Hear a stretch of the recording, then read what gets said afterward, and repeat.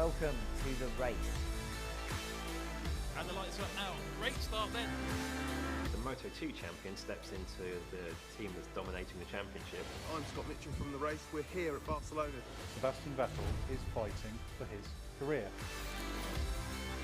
There has to be a title assault, and anything less will be a failure. Oh, and a spin!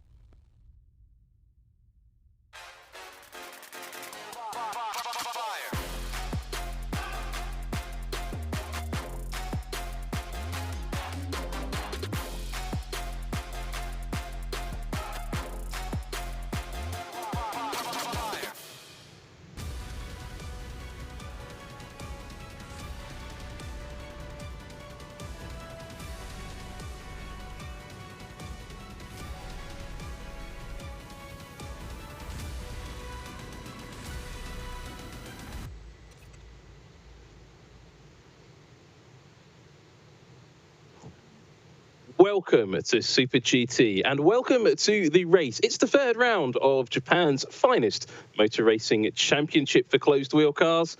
My name's Sam Collins and I'm joined, as always, by Rob Barff. And I am seriously looking forward to this one. Oh, absolutely, Sam. It's going to be mega. At Suzuka for the first time this year, and it's narrow, it's challenging, it's historic, and it's not the Fuji Motor Speedway. So somewhere new, somewhere challenging, changes in balance of performance as well. And they've mixed up GT300 again. Rule changes, balance of performance changes. So, yeah, all to play for. And the ultimate balance changer is also a factor. There's rain in the air. It hasn't started raining at the track yet. We'll go down to the grid in a little while. But before we do that, we'll take a look at what happened last time out at Fuji Speedway at the Takanoko Hotel, Fuji Speedway 300 kilometers race. It was an interesting race. It was a real mix. It wasn't quite as focused on the Toyota Supras from the start, but there was trouble for the Hondas. There was trouble for quite a few other cars as well. No big tyre failures because of the rule changes they had in GT300, but up front in GT500, the Nissan struggled a little bit, but not as badly as they had in race one. In GT300, though, there was an almighty battle for the lead, centred around this car, the Lotus Evora Apple Syntium car, and it took its first ever race victory for that mother chassis car, built in Japan, engineered in England. And there, the Keihin NSX took its first win of the season and Honda's first win. Will they be able to repeat that here at Suzuka? We don't know yet, but we'll be finding out very shortly here at Suzuka for the next round. And I really enjoyed that race, Rob. And yeah, that was a fantastic race, Rob, wasn't it?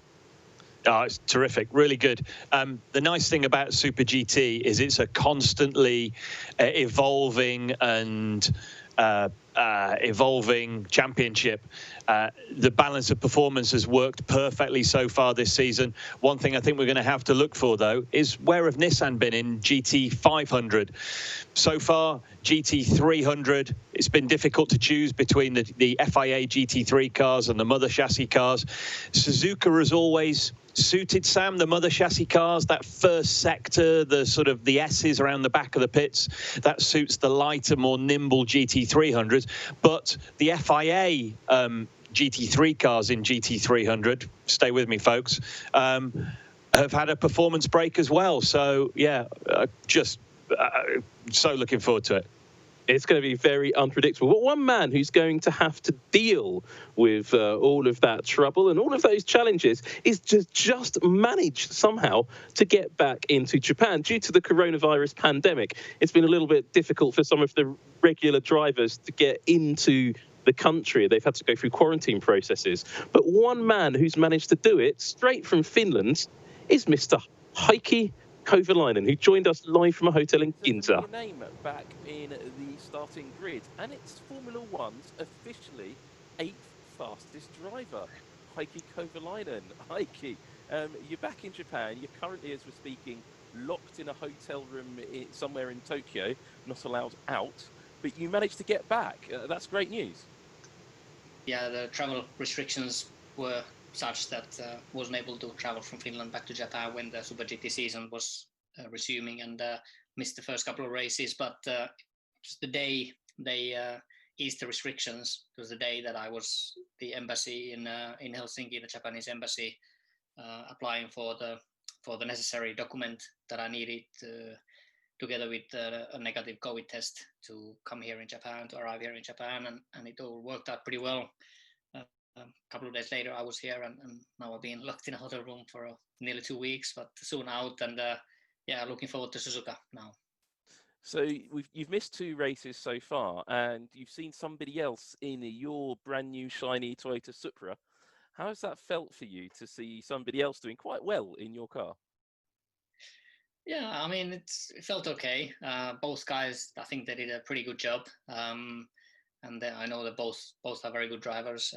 They did a very good job. Better that they didn't do too good. Otherwise, maybe the team would have told me to stay in Finland and they could have carried on. But yeah, it was all good. Now, the Supra seems extremely strong. Dominated the first race at Fuji, was still really very strong at the second race at Fuji. Now we're going to Suzuka, quite a different track. What's your assessment of the Honda and Nissan cars from watching at home rather than watching from behind the steering wheel? Well, yeah, the Supra certainly seemed strong the first couple of rounds. You know, it's an evolvement from the Lexus, if you like. It's very similar to Lexus last year. It's always good in the race configuration. It's quite nice on the tires. The tire degradation is not that high.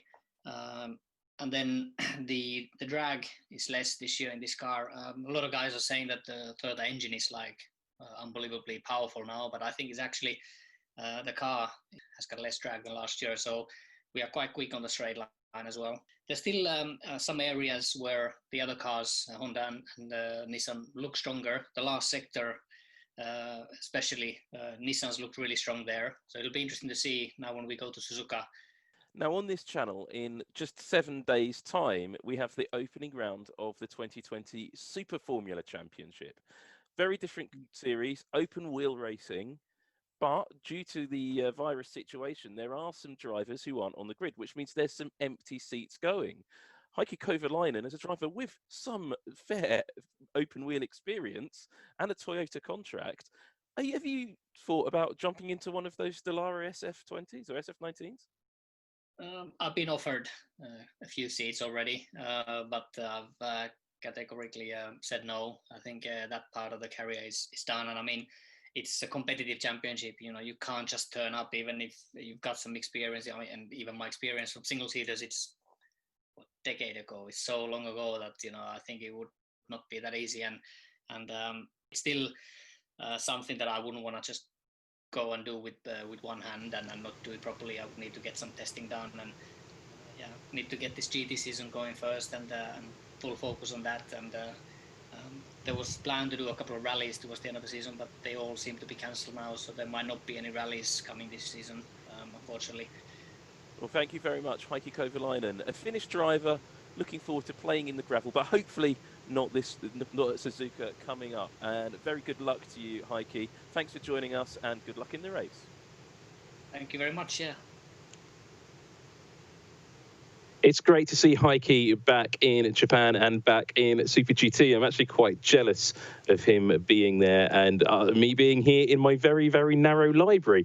And Robert, you're in a very narrow helmet room where I guess you spend a lot of time, I don't know, cleaning them or polishing them. Yeah, thank you. I'm always very wary when racing drivers categorically deny anything. And when Heikki said, well, yeah, that part of my career's over, I'm wondering how long it's going to be before we see Heikki Kovalainen back in a Super Formula car in some way, shape or form. Oh, well, you know, it's just a test. But yeah, interesting to hear what he was saying about the Supra straight line speed, because we saw that at Fuji. And if it is slippery, coming out of the chicane on the run down the front straight at Suzuka could make all the difference. It really could. I mean, we're talking about Super Formula, and that is on next week on this channel. So don't forget to hit like and subscribe. But we've got an awful lot of people who've supported us, so don't forget to hit that like and subscribe. And we'll go through the members list in a little while. But first, I want to take a little look back at Suzuka and Super GT and what happened, well, less than 24 hours ago. And it's the qualifying sessions from this race. And we'll look at the top 3 from each class. And it was a little bit not what we expected, particularly in GT300. So there we go, Suzuka Circuit, Mie Prefecture. And 2 sessions of qualifying for each category. Air temperature was 33 degrees centigrade, track temperature almost 50, 74% humidity. And GT300 got the show underway. And the Arta NSX home race for that team. They're getting out. Mr. Orange Jacket very happy with his cars there. Keep an eye, though, on the GR Green Brave Supra. That's got 75 kilos on board. But look, number 1, car 31, it's the Toyota Prius. It's the red one, not the yellow one. The yellow one is the number 30. But there, look, the Realized GTR, driven by João Paulo Oliveira. He was flying around. What is 158 dead? That put him on pole position, but did it? Oh, the race organisers. Hang on a minute, Sam. Naughty, naughty. Track limits. Not by much, but they all count. All 4 wheels off the track on the Exeter 130R. That put him out of contention and put that car on pole position. It's the Toyota Supra. Starting from pro, Koki Saga. Put the car up there, and that is going to be a very interesting car. Koki Saga sporting red hair for his red car this weekend, and an interesting approach to wearing his face mask. Over the nose. There exactly. We go. He's got it. And GT500. Well, the Epson Modulo number 64, Honda, another one. This is Honda's own circuit, and that's as close as you're going to get to a works Honda in at GT500. All the cars are essentially works anyway.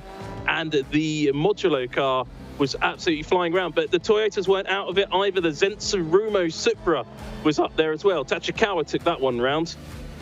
And then the return of the red car, the Nissan Motul Ortec GTR, put its best performance in qualifying of the year and went second. That is a car to watch in the race. And we're going to go and have a look at starting grid right about now.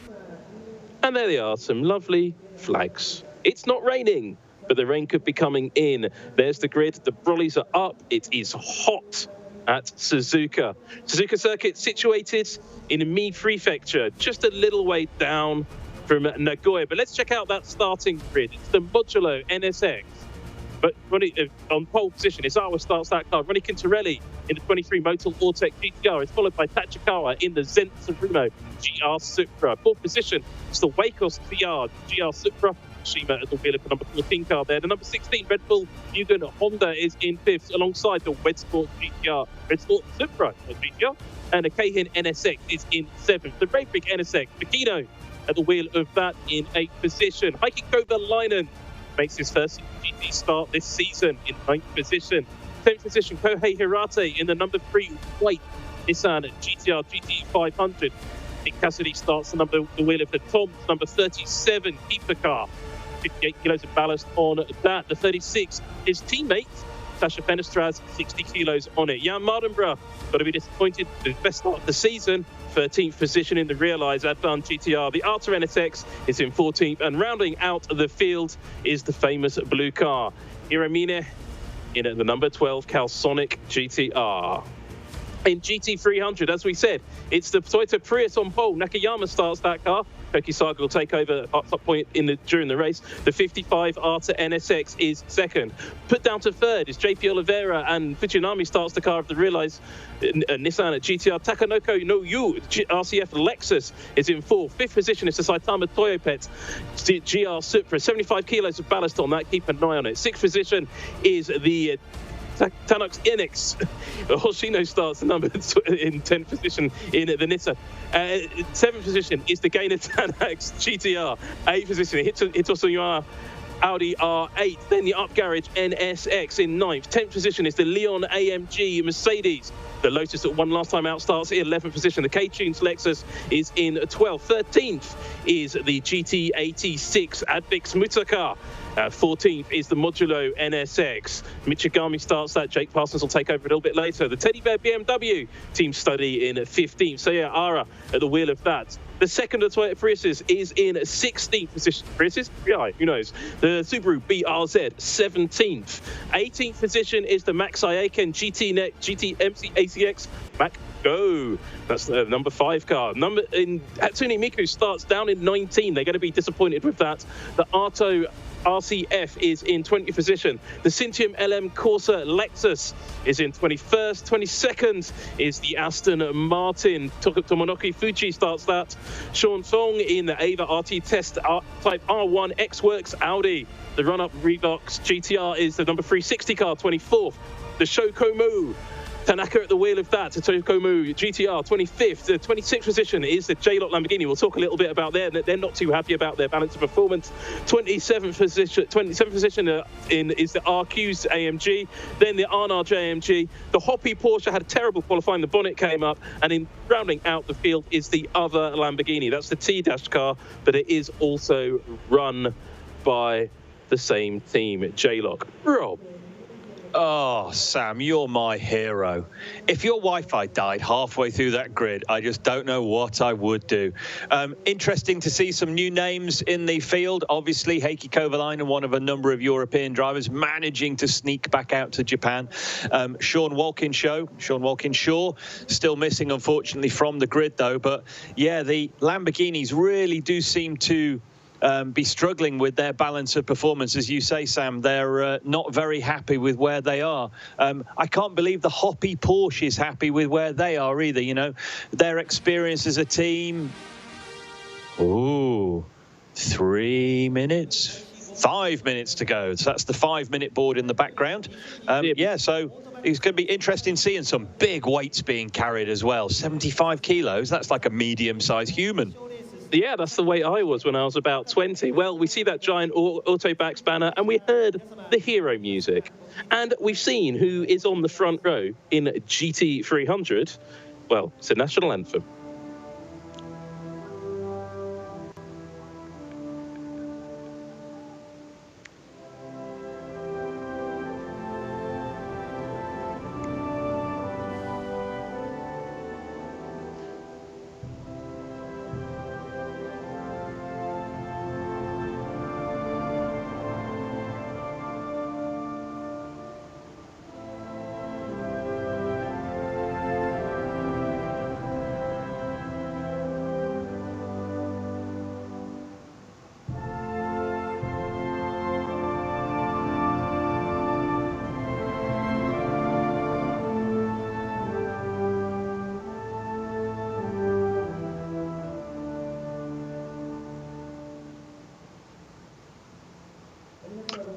Well, Lam Jackie, Tyler Schneider, Jesse Alexander, Jan Echterman, Xiang Zhu, Stephen Manguino, Scott Jacobs, William Henderson, Mina Alwahi, Stephen Jackman, Robert N.R. Bell, Jonathan Sheeran, no relation, Klaus Drobnak, Hugh Messenger, JDM Junkie, Pablo Deal, Paddy L. Cube, Tom Porter, Argo 2077,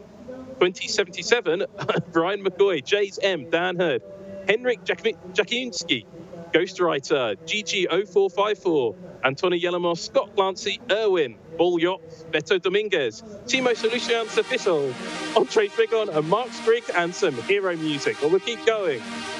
Captain Buick, Old School Raver, Arthur Corona, Martin M88, AJ Rottini, Richard Loop, he's the Wolf, Leyland Lysette, Buzz Bayliss, Darian Quinn, Cloud, Bucktide, Thomas Loisu, TRB 454, Bruce Kurtz, Walter Merler, Robbie Frankovitz, Paul Machinos, Robbie G, Desmo Pilot, GPA 95, MP Rallyfos, username in use, Gaunt Pisces 19, and Dogface Morcane. Thank you for subscribing and hitting like and subscribe on this channel. You are enjoying Motorsport live on the Hyphen Race, and we're looking along the starting grid at Bando-san walking down between the rows of cars. Not quite sure what he's doing as the grid's getting cleared, and we're getting ready to go racing here at Suzuka.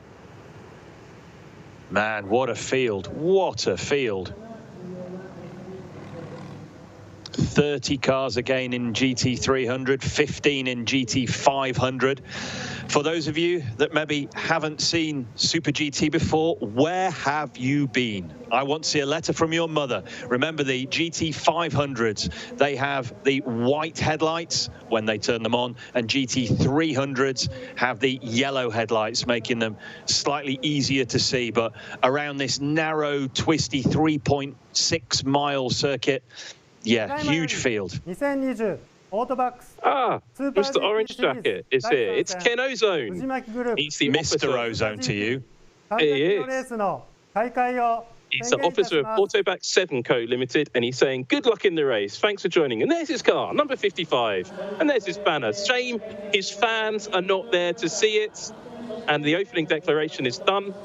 It's a shame the fans are not there to see it. One of them is standing by the side of a river somewhere and waving the flag furiously. 1 minute to start, if you're on Dunlop tyres at least. I think if you're any tyres, they just got the Dunlop lady to go and do it for her. The Fuji Maki Group is the sponsor of this 300-kilometre race. The Fuji Maki Group. But Sam, I was just going to say, but Sam, what do the Fuji Maki Group do? The Fuji Maki Group? Well, I'm surprised you don't know, Rob, because the Fuji Maki Group is the leading company of steel plate production and supply. They have 24 bases in Japan and 2 overseas bases. Well, one overseas base that hopefully is not here, but one base in Japan that they've got right now is Suzuka Circuit. And sitting there looking down at that Honda on pole, Nissan in second and Toyota third. What will the order be after 300 kilometres of racing? And a ski-style countdown to the green flag for the warm-up lap, not the green flag for the race.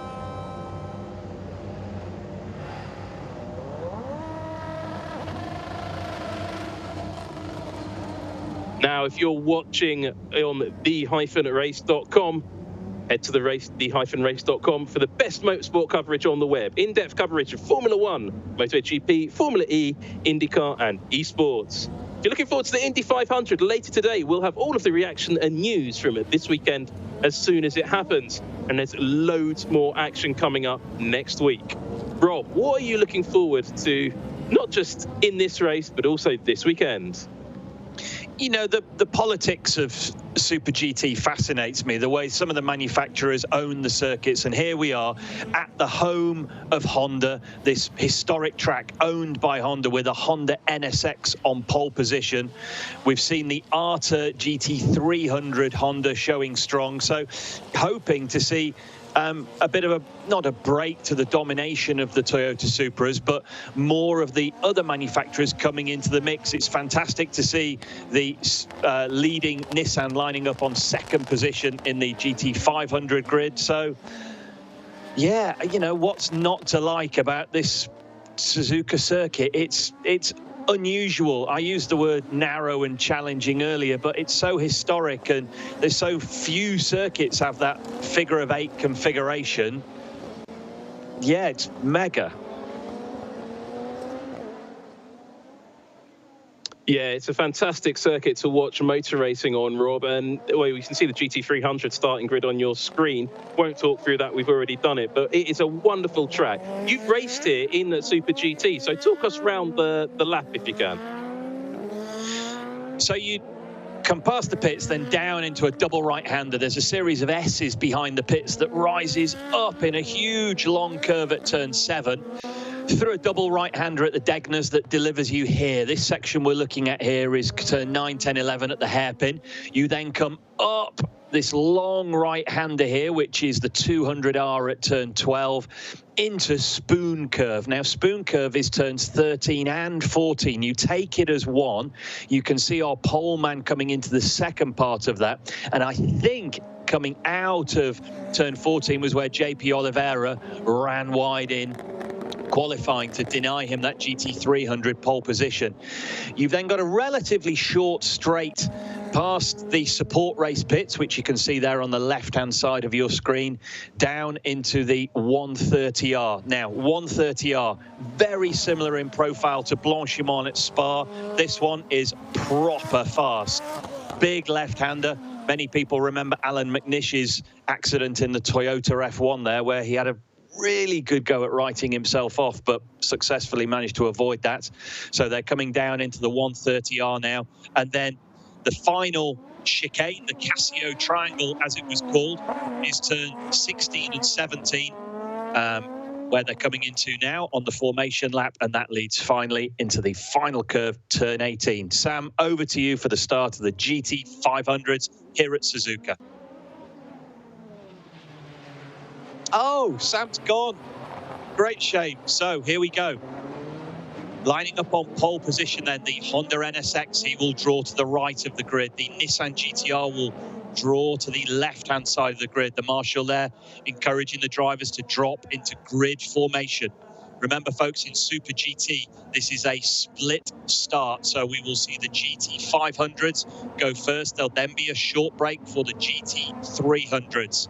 Sam, are you back? It's a long hold on the red lights. It is. It was just waiting for me, Rob, and we get underway. The lights go green and, well, trying to warm his tyres, but hold back the Nissan. The Honda goes into the first corner first. The Nissan's not far behind, and the Toyota a little way back behind them, but there's a battle for the lead from the word go, with the Nissan desperately trying to get past into the S's. Great performance, great start from the Motorsport GTR, but they've got to look behind them because there's the Zenitsurumo car. There's a GT300 race about to start. We're looking at the battle there between the blue car and the Zenitsurumo car, but look at this battle for the lead. 4 cars now, two Supras chasing down. There's the GT300 leaders. You watch the GT500 cars, Rob. Is there about to be a change of lead? Oh, watch GT300. We've almost got contact there in GT500, Sam. The Nissan still putting the Honda under pressure as they come down into the Degners. Back to you for the 300 start. Well, it's far more sedate in GT300 as the Prius uses that hybrid boost to get off the line quite well. Honda into second and the Nissan in third. It's almost played out a little bit the same as GT500 in the race order. Further back, though, it's a sedate start for the 75-kilo laden Toyota Supra GT300. He's trying to get past the Lexus and he's got a Nissan on his tail. As the field goes through, it's all quite calm in GT300 land. Unlike in GT500, though, and another Honda under pressure. That's the Red Bull Mugen Honda under massive pressure from the Calsonic GTR. Further back in the field, there is action all over the track. GT300, that is Mr. Orange Jacket's NSX being hassled by the Realizer, and it's the Prius is off. The number 30 Prius, that's the yellow car, has gone off. That's going to be a safety car. He's gone off in the second of the S's, that long left-hander, and that is bound to be a safety car. I don't think they can do that. No, so he's dropped it, Sam, on the exit of turn 6 and gone hard right into the Recticel air barrier, as you see there before turn 7. Is there going to be contact here? Yes, there is. He was fired off, wasn't he? Was he fired off by an AMG? Wait for it. Let's look for this. I think it might have been the AMG there that passed through our screen. I couldn't see which one it was, but certainly contact there, and terrible for the Prius to be so badly damaged so early in the race. And here we go. SC boards out, and here's the safety car. Now, if you've not seen a safety car in Super GT before, it's a little bit different to in other championships, where the cars will form up, because they're pretty much in race order at the moment anyway. What you'll see is the cars will come round to the starting grid and form up with GT500 on one side and GT300 on the other. They'll shuffle the order. That won't take very long because nobody's a lap down yet. If they are, they've done really badly at this point. And then they'll get the cars back going underway. But first, of course, they have to clean up the remains of the Prius. So one Prius out of the race, the other Prius leading the race in a GT300. I was thinking, Sam, watching the start, you could already see some of the damage being done by the success ballast on the car, particularly those cars that have been right at the front of the first 2 races. They're solidly back in the pack, and Suzuka is so hard to them, so hard for them through that first sector, turns 3, 4, 5 and 6 where we had the incident. You're gently rising uphill, and if you are carrying ballast there, it's really going to be costly. So as we see our race leader coming down towards turn 15, the 130R at a slightly reduced speed. Yeah, it's an interesting one for the teams, this, because it looks, the sun is shining at the moment in Suzuka, and the weather looks relatively stable. RJ O'Connell from Super GT World was pointing out to me last night that there is a forecast for rain to start at Suzuka about 8 minutes ago. So we could have some weather coming in. Yeah, from my time at the circuit, Sam, I just remember it being so humid. The weather can change from blue sky humid to a few fluffy clouds humid to almost like tropical showers. And we saw in qualifying 74%. Now, let's play Spot the Naughty. Was it an AMG or was it a Lexus? No, it's an MC86 around the outside of the Prius. And you know what? You're right. I don't think the MC86 was to blame there. The Prius was trying to go up the inside of him and had what in Formula One you might call a Seb spin. He didn't quite spin it because there was a barrier in the way. And now, the 86, I was just going to, sorry Sam, I was just going to say the 86 was marginally ahead as they entered turn 7 as well. So they were obviously close. If there wasn't contact, maybe he dropped it on cold tyres, but really unfortunate for him to be heading out the way he is, being tugged off there under the safety car. Well, the snatch tractor is tugging him off, but now a lot of people are probably sitting at home saying, wait, a Toyota Prius in a GT race? Yes, that's absolutely right. This is a Toyota Prius running under the JAF GT300 technical regulations. The JAF GT300 technical regulations mean that you have to take most of the production car, the chassis of it, the core of it, so the bit in front of the footwell, bulkhead there, some of the roof line, some of the floor, the A pillars and B pillars, and some of the bits at the rear, and then you can throw everything else in the bin. Then you have to take a engine from that manufacturer's range. In the case of the Prius, they've gone and got a V8 from the GT3 car, but it's been retuned specially for that Toyota Prius. And then it's got tube frame front and rear with a hybrid system that's come over from the Toyota Camry production car. All of these tuned completely, and you end up with 2 Toyota Prius racing cars on the basis of that. The other car running to the JAF GT300 technical regulations is the Subaru BRZ. That's got an engine based on a World Rally car engine. And then the other type of GT300, which we'll talk about, but we did mention because it was involved in that incident, was the mother chassis GT300. So the GT86 and Lotus are built to those rules. They've got a carbon fiber monocoque, and then are fitted with a not at all similar to a Nissan 4.5 litre V8 normally aspirated engine, and they're able to put it at the front or the back of the monocoque and race as front or mid-engine in that sense. Now, we're seeing a replay here of the start in a GT500. That's unusual. We don't normally dive straight into a replay at this point, and I'm just wondering if the race organisers were unhappy with some of that weaving. Didn't work out too well for the pole sitter because that Nissan was right on his tail, Rob. Yeah, I'm wondering if we're watching this, looking out for anything that may be considered morally hazardous, Sam. They were Absolutely. they were very, very close at one stage. Do you think there could have been a jump start there, I think? It's unusual the way they suddenly cut to it and we're taking a look. I haven't seen news of a penalty yet, but I don't know. The race organisers didn't seem too happy. You might hear us refer to things as being morally hazardous. Well, they're looking at it again now. Oh, this is GT300. I'm just looking at someone starting from the pits, which I hadn't spotted. There, where we see a much cleaner start. They realised GTR trying to get a bit of heat in his tyres. No tyre warmers allowed in Super GT either. Well, that Prius got away neatly. Back down the field. As I said at the start, this is quite an orderly start. But I was talking about the mother chassis GT300 cars. And those cars, along with the JAF GT300 cars, are racing against your standard FIA GT3 cars. And there's a little bit of disharmony, shall we say, in the pack, particularly from the boss of the J-Lot Lamborghini team and some of the other GT3 drivers. They're referring to cars like this, the Prius and the mother chassis MC86s, as GT400 because they're a little bit too powerful, a little bit too quick compared to the GT3 cars, and they're not too keen on that. GT300s, the 300 is supposed that to describe the estimated horsepower of the cars, as is GT500. Well, the GT500 cars these days put out a little bit shy of 700 brake horsepower, and the GT300 cars are up in the order of about 450 brake horsepower, so maybe they all need to be renamed. Yeah, absolutely. Big thanks going out to Untitled Fashion and Roger Toledo for their generous donations.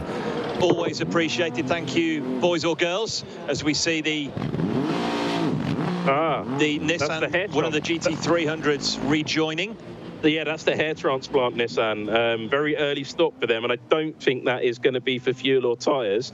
There has been a rule, though. You've been studying these, Rob. There have been some rule changes on pit stops for GT300, haven't there? Well, first they could change 4 tyres, then they could change 2 tyres. Now we are back to being able to change 4 tyres. It's very interesting. It's very interesting. They were very worried for the second Fuji race about tyre failures, as we see the little live snatch vehicle there going back to his position. You can see they've cleared up the crash site really nicely, but the race organisers were very worried about the GT300 tyre carcass failures. Here at Suzuka, perhaps not so hard on the tyres. I'm not so sure, but they're allowing them to change 4 tyres again at the pit stop. In these conditions, tyre wear is going to be absolutely critical, and quite a few teams are a little bit worried about how far they can go. Some of the GT300 cars are rumoured to be trying to go the race distance without a tyre change. A lot of people think that's going to be very difficult. We saw with cars like the Lamborghini, that was literally destroying its tyres at Fuji Speedway. Suzuka is much harder on the tyres, and could that be a problem? Well, it's something to watch, but 4 laps in, all of which have been pretty much under the safety car, but the safety car has disappeared off, or the safety Supra. We had a nice video of them on board on social media, on Twitter. Don't forget to like and subscribe on YouTube as well, and follow us on all the social media. For a car to go the distance around Suzuka on 1 set of tyre, Sam, they're going to have to make some setup changes. They're going to have to take some tracking out of the car. They're going to have to take some camber off. But what a restart from the Honda there. As long as it doesn't catch the safety car too soon here, no, I think we're good. It's long gone. It's long gone. So the modular car got away well. But look at the speed of the Nissan coming back to it. Now, Nissan haven't been too happy with their setup, and these are all brand new cars for this season. They haven't really bedded in that car for 2020.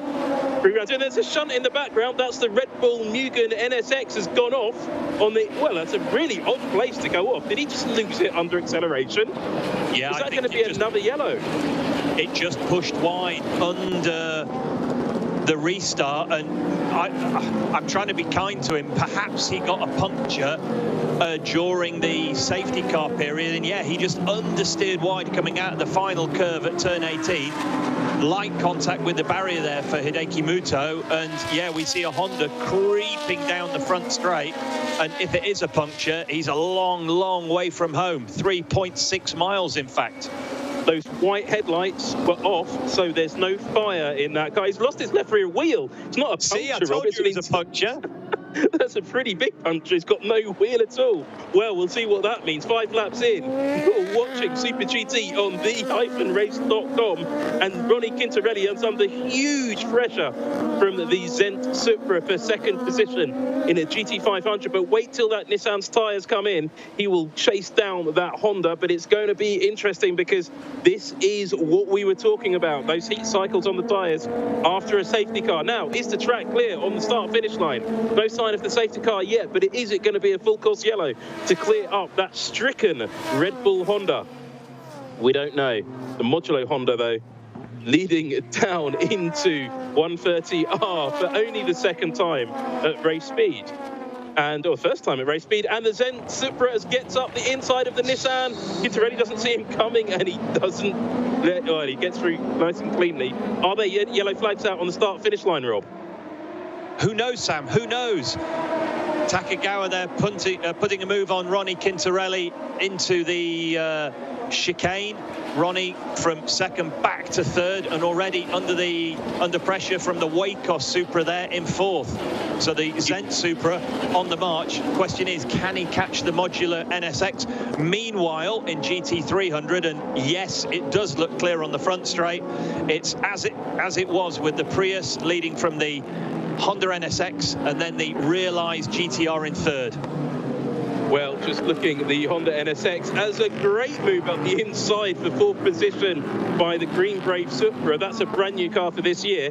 Gets past the Lexus up to fourth and is going to work his way upfield. 75 kilos of ballast on that after dominant performance. More trouble, though, in GT300. That's the final chicane. And Wada has lost to RQ's AMG GT3 in a very unhelpful position. You can hear the engine running. You can hear him trying to restart, and here we see, oh, it's AMG on AMG by the look of it. Remember, these cars are left-hand drive, and he just didn't see the sister AMG coming, and left front contact into right rear contact. And if anything screams moral hazard penalty, I think that's going to be it. I think that's definitely morally hazardous.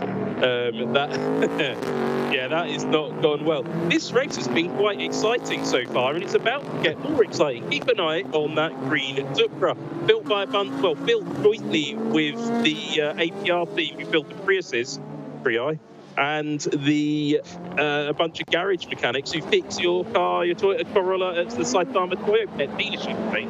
And this is what they do at the weekends. They go racing. Yeah, that Supra looks very, very racy, as does this Supra in the middle of our picture there, the team rookie car. The GT500s sort of half defensive as they come down into turn one. Honda on Honda even. Bertrand Baguette there leading that pair. So Cahin from Raybrigg, the two blue cars. I'm really glad they've painted them all the same colour. Makes our job extra easy. Not. Yeah, there's a lot of blue car action going on in Super GT this year, which is surprising, as the famous blue car hasn't been in any of it much action because it's right down the back of the field. But this is a good battle with Bertie Baguette and Makino. They're going for it, but just looking through the field, this is the strategy element of this race. 52-lap race has already started. So these teams, because there's no tyre warmers in Super GT, but there's also a tyre war with 4 different tyre manufacturers, Dunlop, Michelin, Bridgestone and Yokohama, all trying to get the best out of their cars. So while you may see a bunch of Hondas all looking identical, they may well not be on the same tyres. So they have different tyre compounds. So at the moment, the Cahin real racing car and the Raybrigg NSX, as you can see, they're both on Bridgestones, but behind them, the Wedsport Bando Supra is on Yokohama tyres. So it's going to be interesting. But the race leader, the Modulo Nakajima racing car, that's always the famous the white number 64 car, so it's no longer white or number 64. That car is on Dunlop tyres. So the girl at the start with the 1 minute board was spot on. Do you think we're going to see any teams not change tyres, Sam? 52 laps seems an awfully long time around here, and as I was alluding to just before the restart, you're going to have to take out a lot of camber to make the tyres last for almost 2 hours, aren't you? Yeah, absolutely. I think if you're one of the front-running GT500 teams, there's no way you can give away that sort of performance. But in this class, GT300, may you see one of the mother chassis GT86s, or perhaps even that green Supra, go for a run and try and swap out those tyres, get a bit of track position, bit of advantage. That's potential. But if there's a safety car mid-race, and everybody comes diving for the pits at that point, everybody's going to change tyres. A bit like a NASCAR pit stop. Now, we're looking back down the order at the Calsonic GTR, which seems to be out all on its own. Yeah, he looks a bit sick. That's not a happy Nissan, is it? Does seem to be popping and cutting a little bit, and the corner speed, you'd expect to see him. No, he's sort of getting back up to speed. I honestly, Sam, I don't know. No, that seems odd. I'm just looking at his sector times at the moment, just to see if I can pick up anything on it is, yeah, his last lap was 9 seconds down on where it should have been. So somewhere he's lost 9 seconds. So I'm not quite sure what was wrong. Maybe there was something with that inline 4-cylinder 2-litre turbocharged engine. All GT500 cars, of course, run inline 4-cylinder turbocharged engines, but there's maybe something wrong with that Nissan lump. I'm not quite sure. So these cars with 4-cylinder engines, yes, they kick out nearly 700 brake horsepower, and they're extremely similar in combustion chamber design to those used in Formula One, to the point that Nissan co-developed their Formula One engine with the engine in this car, the Modulo NSX. Those two NSXs a little bit further back, still looking very racy here as we come down to turn 1 for the 9th time. Now, these are two world-class drivers going at it right now. Bertrand Baguette and Tadasuke Makino were both seen as sort of the next great hope for Formula One at some points in their career, but they're now both carving themselves a new niche in Super GT and Japanese racing. Well worth keeping an eye on these two, though, because their careers are still in the ascendancy, and I think they've got a safe, long career in Japan, but I think they're not happy with that, and they're not happy with each other's position. Certainly, Makino is not happy being behind the man whose name sounds like some bread, and there is definitely problems for the Calsonic GTR, which is crawling into the pit and into the garage, nose in, which is the usual sign of retirement. Bad luck for the blue car at Suzuka. Yeah, anytime you nose into the garage, that is the proverbial walk of shame, I'm afraid. And the body language in the mechanics, they're popping the bonnet off. They're having a little look, but no massive rush there to get going. Meanwhile, at the front of GT500s, they're shortly going to be coming into the GT300. Yes, they are doing now, so they're into the back of the GT300 field. This is where it's going to get racy between these two cars. When you're in this situation, into traffic, if one car goes the other way, you've just got to gamble and go the other. So going to be interesting to keep an eye as they come through the lap traffic, Sam. Yeah, and this is the ebb and flow of Super GT. Every now and again, the GT500 frontrunners will encounter the massive train of GT300 cars out, and there's that change that we were expecting. The Raybrick car got past with the traffic helping out on the way into the final chicane. Neat move, and Naoki Yamamoto looks content with that. Oh, I almost mastered man-powered flight then. My arms are waving around so much, watching him make the move coming down into the little chicane there. Oh, into turn 1, that was close as well. So, yeah, this is the thing about Suzuka. It's so narrow in places, and given the speed difference between the GT500s and 300s, they have to be careful. But the last of that little trio, the green Toyota Supra that we're looking at there, still looks pretty racy, considering he's carrying, look at that, Sam, 75 kilos. That's a medium-sized person. It's super, super impressive. It's quite a tall person, actually. He just eats well. When I was racing, I was 75 kilos exactly, so that's how I know. It's a great battle here, warming up with that Supra getting onto the back of these two FIA GT3 specification cars, and you're going to have the two JAF GT300 cars. The Supra, of course, is also built to the JAF GT300 regulations, same as the Prius, but the Supra isn't a hybrid. JP Oliveira looking on, and well, he's got a while to wait before it's his go to get into that blue and white GTR. It's really interesting. Sorry, I was just going to say, Sam, these two cars that we're looking at there, they've enjoyed a little bit of a performance break in terms of restrictor size and boost pressure as well. So they've had a little bit more performance released to them via the organisers. But that Supra in currently 4th position there, carrying the 75 kilos, looks fairly comfortable. This reminds me of the arrival of one of that little MR2 in the JGTC days back in the 90s. I think it was 1995 or 1996 that turned up, and just turned up, brand new car, blitzed the GT300 field. And it looks like this Supra has got the potential to do that, because look at the way it's homing in on the back of the much bigger FIA GT3 cars. It's a really impressive bit of engineering. You're watching the 3rd round of the 2020 Super GT season on We Are the Race. the-race.com. If you're enjoying this action, don't forget to hit like and subscribe as we look at this brilliant battle for the lead. Very interesting question coming through from Dylan Hale. Dylan, top stuff. Sam, aren't GT500s the fastest non-hybrid closed cockpit cars in Earth right now? Yes. It's the short answer. Yeah, yes, absolutely. Yes, they are. These cars are quicker than the Collins LMP1. So, yes. Yeah, by quite some margin. Oh, this is fantastic. So here we go there. Top of the circuit, spoon curve, turns 13 and 14. Circuit descends downhill now to the support race pits, using a lot of curb, but all three of the cars they're legal. Remember, this is the battle for the lead of the race, Sam. Coming into 130R, deep breath, fire the car in just after the white line, and look at the corner speed, just immense. Oh, the race leader having to go defend. Oh, contact! Oh, well, that's definitely morally hazardous. Now he comes back out into the lead. How are they going to deal with this? Keep an eye on the GTR, though. He's in third. Is he going to capitalise? Is the Sensorumo Supra going to have to give that position back to the Honda? I think he's going to have to, because he cut the chicane. But look, the top four all together. How are they going to work this one out?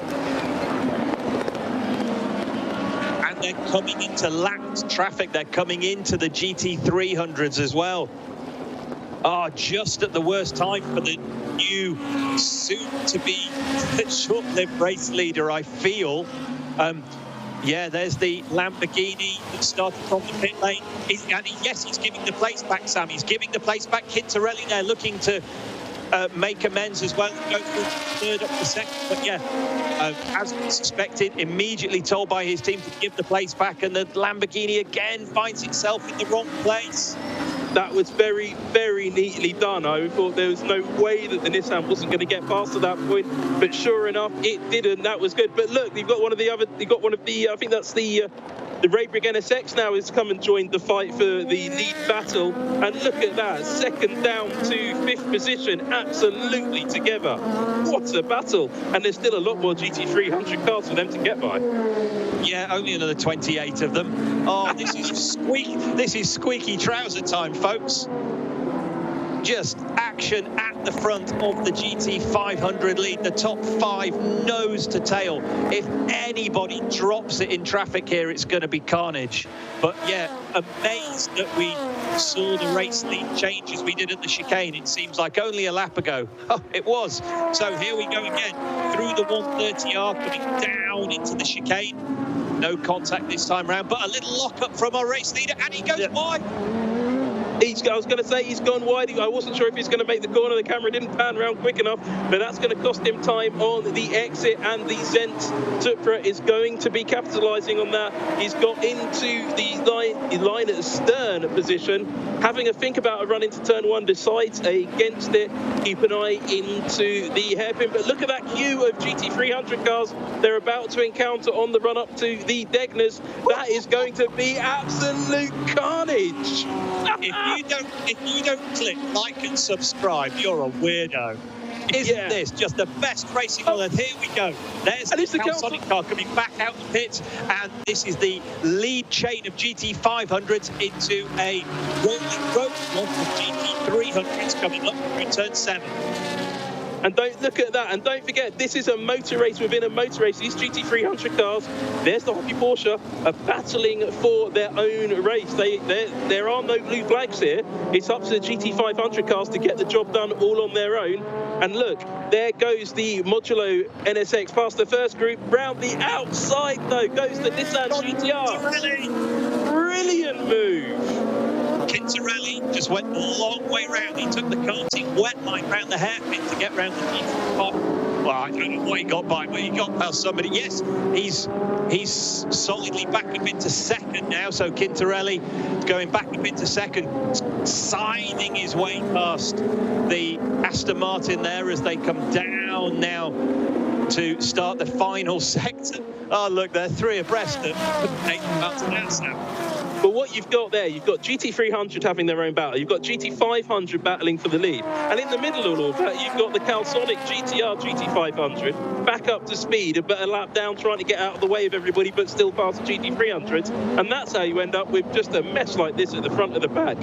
So the big winner there was Ronnie Quintarelli in the Motorsport GTR. More GT300 cars to come, and this is why Super GT is just brilliant, because this new class racing really works well. Look at that mess. Back down, start, finish straight, and they make contact. The Zensurumo and the Nissan touch, and they nearly lose it. But Quintarelli holds it together, but he's now going to be having to fight off that pair of Supras in through the snake, and the team, Wacos team rookie car, is now going to try and get the run on the Z car into the Degners. I wish we had onboard footage, Sam. Ronnie Quintarelli must have had an armful of opposite lock there. In fifth gear, about 140 miles an hour, I would suggest. Well, the onboard footage is uploaded on the Super GT official YouTube channel, so don't forget to have a look at that at some point in the next week or so. All the cars have cameras, but they don't put it out to us live so often. They occasionally do, but not that often. But that is that level of racing in just a few laps. We're only 14 laps into this wonderful race. And there's so much more to come here on the-race.com. So yeah, absolutely hit like and subscribe, because there is a lot more to come here from Suzuka. Mario Rodriguez makes the point on the chat channel. He'll take 12 laps of this against the whole of the F1 season. So just look at this coming out. Again, here we are, 180 miles an hour, 3 abreast, folks. And remember, this is the battle for the race lead. Coming out of the 130R, they're going to be into another herd of GT300 cars as they come to the chicane. I mean, and that's what makes it progressively harder. It's a battle for the lead in GT500. Those 4 cars together are all fighting for the top position. There's a 5th position car. He's not far behind as well. You'll see him, there he is. But as they work forward through the GT300 field, it gets harder and harder to get past them, because those cars are getting progressively faster. So look, there's the Subaru BRZ, and the Supra is trying to go around the outside this time of Ronnie Quintarelli. Those two are going to make contact, surely, and the Z loses his rear end. That's going to open the door for the Wacos team rookie car. But the BRZ was in the way of the Supra, and the Ray NSX now just hanging on to the back of those. He could capitalise on this, you know. Lead has been compromised slightly, Sam and Quintarelli, yet the top 3 are all back together. That Nissan looks really racy through the twisty stuff. He's lacking a little bit of straight line speed, but is he alongside it? Yes, Quintarelli takes the lead as they come round turn 7. He does change through. And the Zen car go after second, but there's contact. The Wacos rookie car hits the back of the Montclair Honda. The Honda's back down. The Cahin NSX has now joined the party, as has Heikki Kovalainen in the Saab Supra. This is the top 7 or 8 now, all running together. It's absolute carnage down there in GT500, and yet there's more traffic as well, now look at that. The Nissan has got up to the front, but look at all that traffic they're still working through, and there's still a load more GT300 cars to come. Hey, Sam, here's something I didn't think I would say today. Ronnie Quintarelli leads the Super GT race here at the Suzuka Motor Speedway. We've got Quintarelli from the Supra from, the Wacos rookie car. Yeah, the Wacos rookie car moved up, but he's had contact. Does he have any damage? It's hard to say. Ronnie Quintarelli getting up the inside of the Leon Mercedes in GT300. That's one of the front-running cars in that category, but he's not having great race. The Lotus there getting a move on the Leon car, as well as which stops the Wacos rookie car getting up the inside. The Raybrick NSX trying to make a move. This is 2 races at once. And yeah, I mean, these days you have a whole season of F1 versus 1 race of this. The best thing with the time difference is you can have both. That's why I'll be watching the Indy 500 with the chat with the guys on the-race.com later on today. Sam, in the last 3.6 miles, that Modulo NSX has gone from P1 to P7. Yeah, I'm wondering if he's got damage, because that was quite a physical battle. and I wonder if he picked up a little bit of damage to those front canard wings. And the Zen car now being really heavily held up by GT300 cars there. That Audi didn't see him, and the Audi also hasn't seen the Wacos rookie car and opened the door, and that's making life very difficult. The Roadbrig NSX is going to capitalise. They're heading up towards the Degners. Is he going to have a look into the fastest corner? No, he's not. Not the fastest corner, but it's a very fast corner. Yeah, the first part of the Degners is proper quick there. Degner 1 at turn 8. And yeah, here we see two GT300 cars battling ahead. Oh, we just see everybody battling everywhere. That's a GT300 against... That's the Wacos rookie going around the outside of the Roadbrig NSX, who's in the grass. Both of them being held up by a GT300 car. They've got 3 cars. It's the Zen Supra there they're trying to get onto the back of. Now the Zen Supra is exposed on the way into Spoon.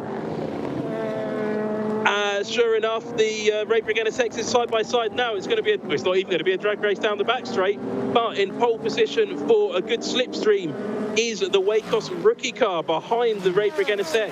He's going to get a double toe. Is he going to have a look into 130R? Or are the GT300 cars going to get in the way? Yes, they are.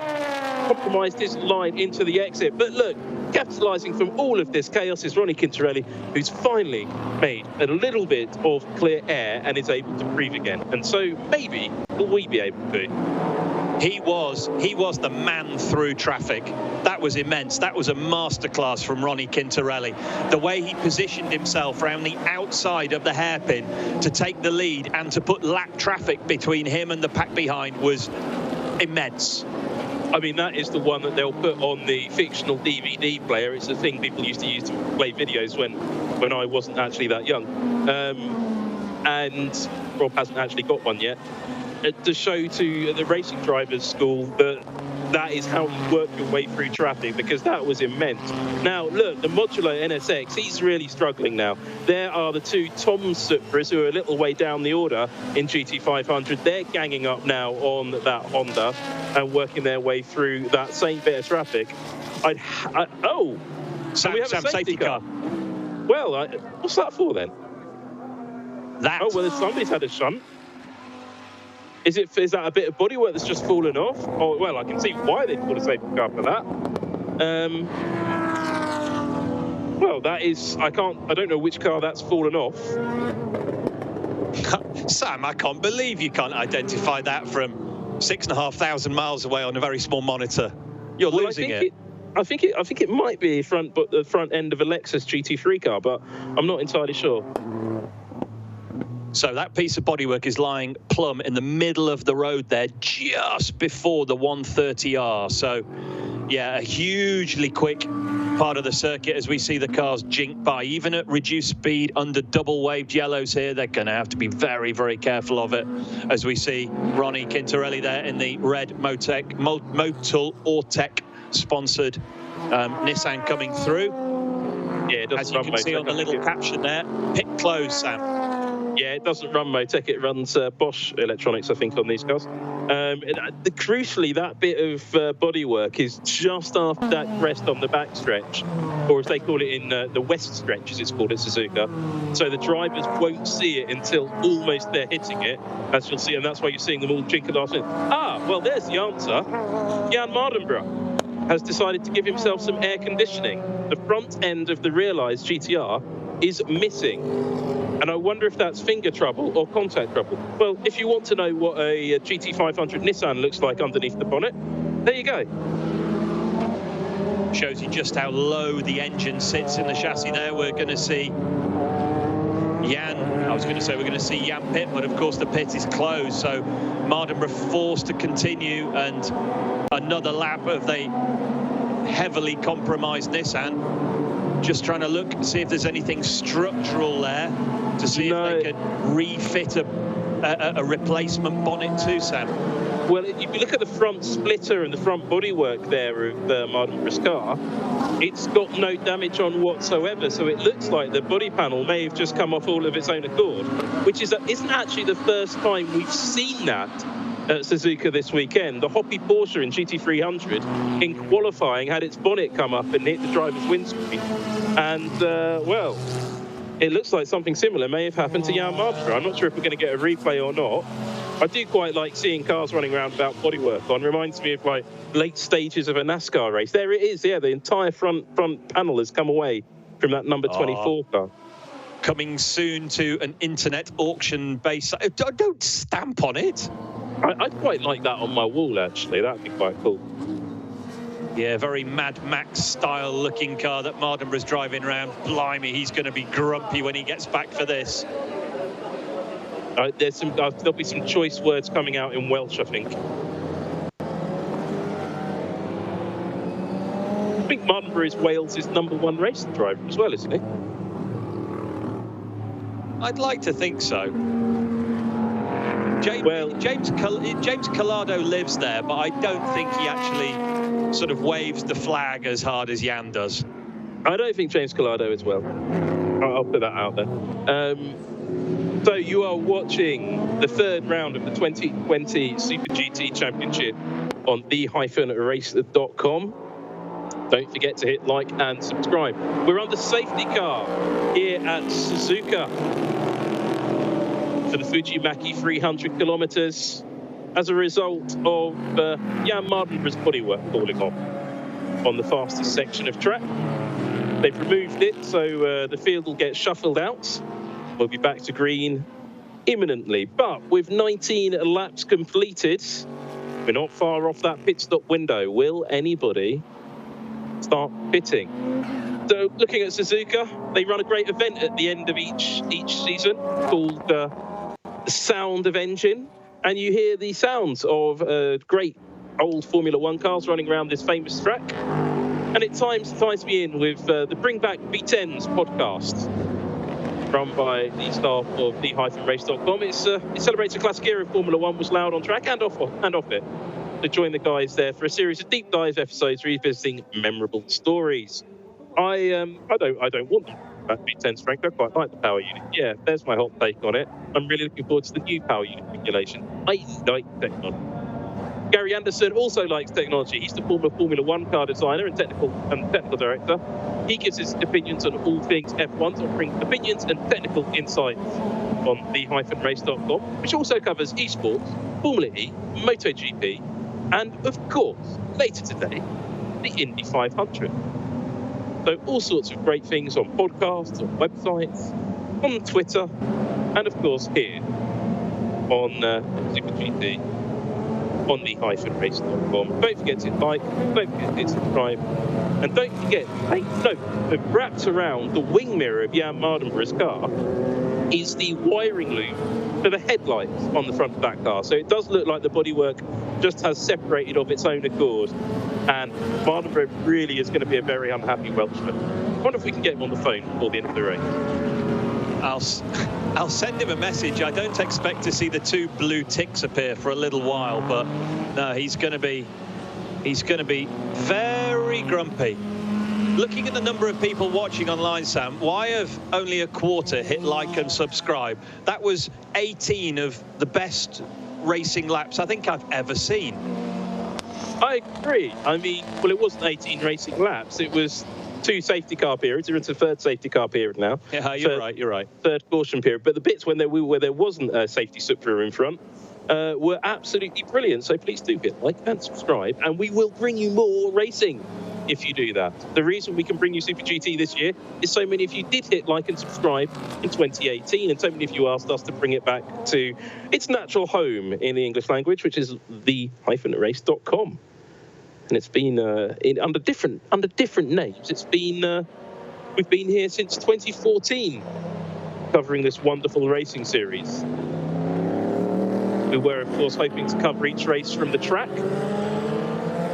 This year it's not been possible due to the obvious travel restrictions, but we will be bringing you later in the season some exclusive content from Super GT, taking a deep dive into the cars, drivers, and for each race we get some special interviews with some of these world-class drivers, more than 16 world-class drivers in this championship.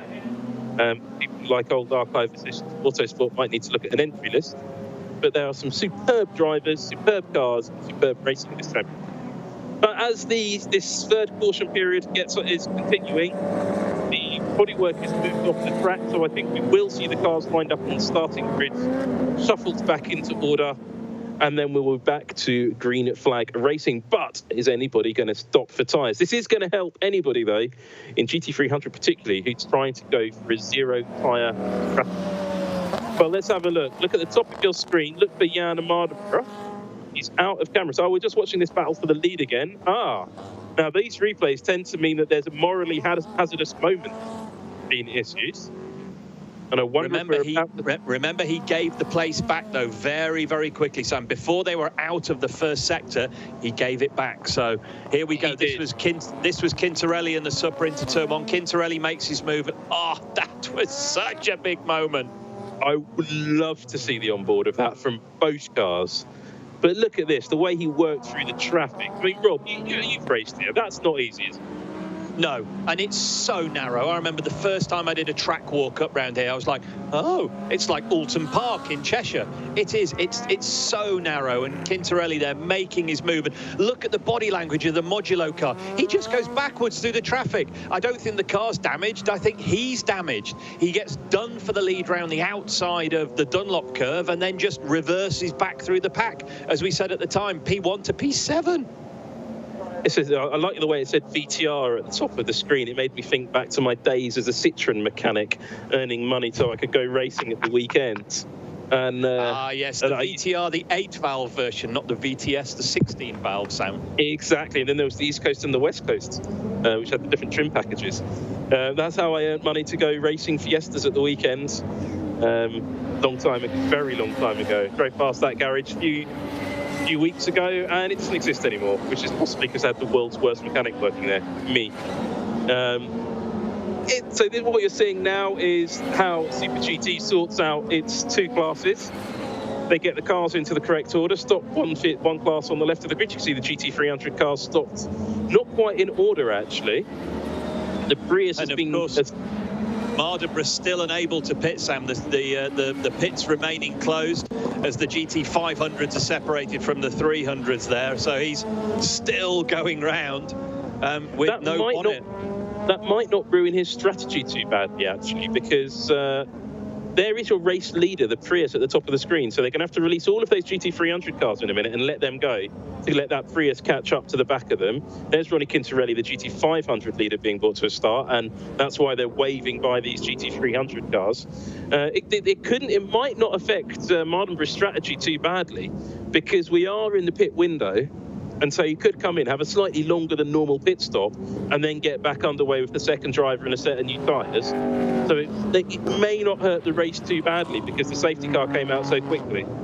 Yeah, not wishing to be a harbinger of doom. I'm just thinking about loom damage on Mardenborough's car. You rightly and very clearly spotted the wiring loom dangling down the left-hand side of the car, and that's going to have been yanked really, really hard. And we know that the race organisers are very, very keen on making sure that the car's lights do work, if indeed they're not turned on all the time. But the drivers, the cars do need their lights to be functioning. So, yeah, might be suffering a little bit of electrical damage there. Yellow lights for GT300 cars. There's some yellow lights. And white lights for GT500 cars. There is your GT300 running order, Toyota Prius on top. Yes, that's right. There is a Toyota Prius leading above a Honda NSX, a Nissan GTR, and a Toyota Supra, and a Lexus RCF. First European car is right down in 8th position. It's the Audi R8. And there's only 2 European names in the top 10 in GT300, which is relatively unusual, actually. And Mario. So we're hearing that Mauro Salas is watching Super GT for the first time this season. Welcome, and he's in Paraguay, and it's the craziest category you've ever seen. Well, yes, it's brilliant racing. So if he's in Paraguay, where's the rest of you? Let us know where the rest of you are around the world, and it'd be interesting for us to find out. And if you're in the US, tell us your state and your town. And if you're in the UK, tell us your town at least. I'll start. Hitchin, England. Oh, there you go. Hitchin, Hertfordshire. Someone's doing well. Yeah, Hitchin is what it rhymes with. So, ladies and gentlemen, there's a little picture into Sam Collins. He's sitting in his library in Hertfordshire. I am indeed. We have books. Where do you live, Rob? You don't have books down there, do you? No. So I'm in my man cave in on the north coast of Cornwall. I'm very lucky, live in a lovely part of the world, like Sam does. If you're watching abroad and you are unfamiliar with the United Kingdom, Cornwall's quite rural, nice surfing destination, and Hertfordshire's a leafy suburb of the commuter belt outside London. Wait, don't call us a suburb. Our own identity up here. It's a destination. So safety car coming round through turn 10 into turn 11. Quintarelli leads Super GT there. Set it for the second time. I'm watching this, and this is the longest I've ever not been to Japan. Well, it's the longest I've not been to Japan for at least 15 years. And I'm looking at the cars as they go through Machi Corner there at Suzuka. Corner name you don't find on maps, but that is what the locals call it. And I really miss being down in that town you see in the background, Shiroko. There's a really nice izakaya that I like going to with some very close people during the Japanese Grand Prix and at some other races as well. And I really miss some of the food and good times and conversations we have there. And I'm looking forward to getting back. No Japanese Grand Prix this year, unfortunately, but I am gagging to get back to Japan and try some of that lovely, lovely food. Okay, Sam, here we go. This is pit stops imminent. Drivers are ready, teams are ready. And as you suggested earlier, we are going to see a herd of cars migrate to the pits. This is going to really mix the race up. And of course, there's going to be cars coming out on cold tyres. How many cars? That many cars. Look at them all in the pits there, ready to receive.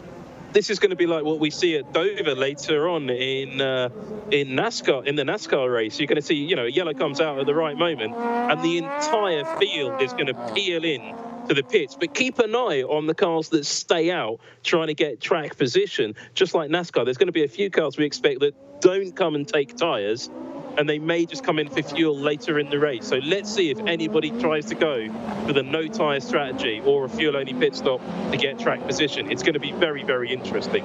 These safety cars are certainly helping that strategy. So far, though, none of the front runners in. No, they're all hoping to capitalise on clean running. The pits are open. So looking in the background for the GT300, seeing which of those runners are coming in.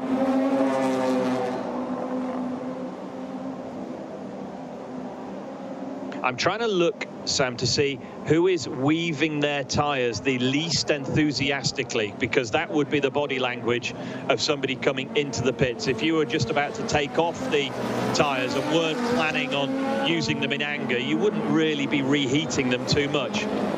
Looking for the lights to go out on the Supra safety car. I would imagine he's going to be in at the end of this lap. This is an interesting strategy call for these guys not coming into the pits. And yes, he is going to come in at the end of this lap, I think. They're opting not to come in with fuel and tyres. So Hoppy Porsche, though, has opted to come in with fuel and tyres. Hoppy is what I tend to drink in that izakaya in Shiroko, and I like it quite a lot. It's going to be very interesting, because if you're making your stop, you don't make your stop at this time. These cars, we're going to expect them in the next 8 laps into the pits for fuel and driver change anyway. So some really big dice being rolled here in GT500, I think. Just looking at the Hoppy pit stop, they're doing all 4 tyres, Sam. The fronts were changed first, the rears have been done. Well, you would, because you're under safety car, you may as well. Yeah. Might as well get all the fuel in. Though. No driver change.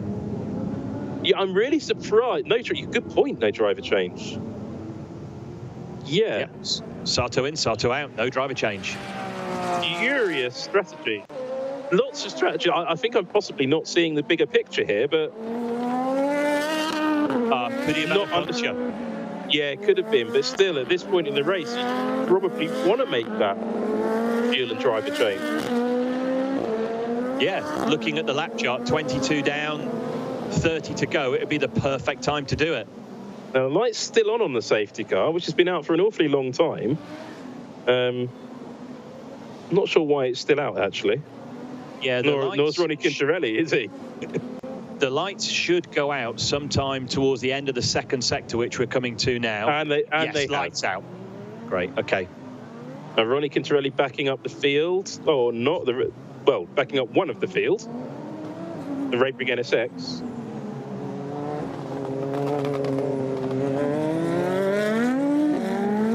Right, he's playing cat and mouse here, and that doesn't always go too well, does it? Is he playing faux cat and mouse? Is this a big fake from Ronnie?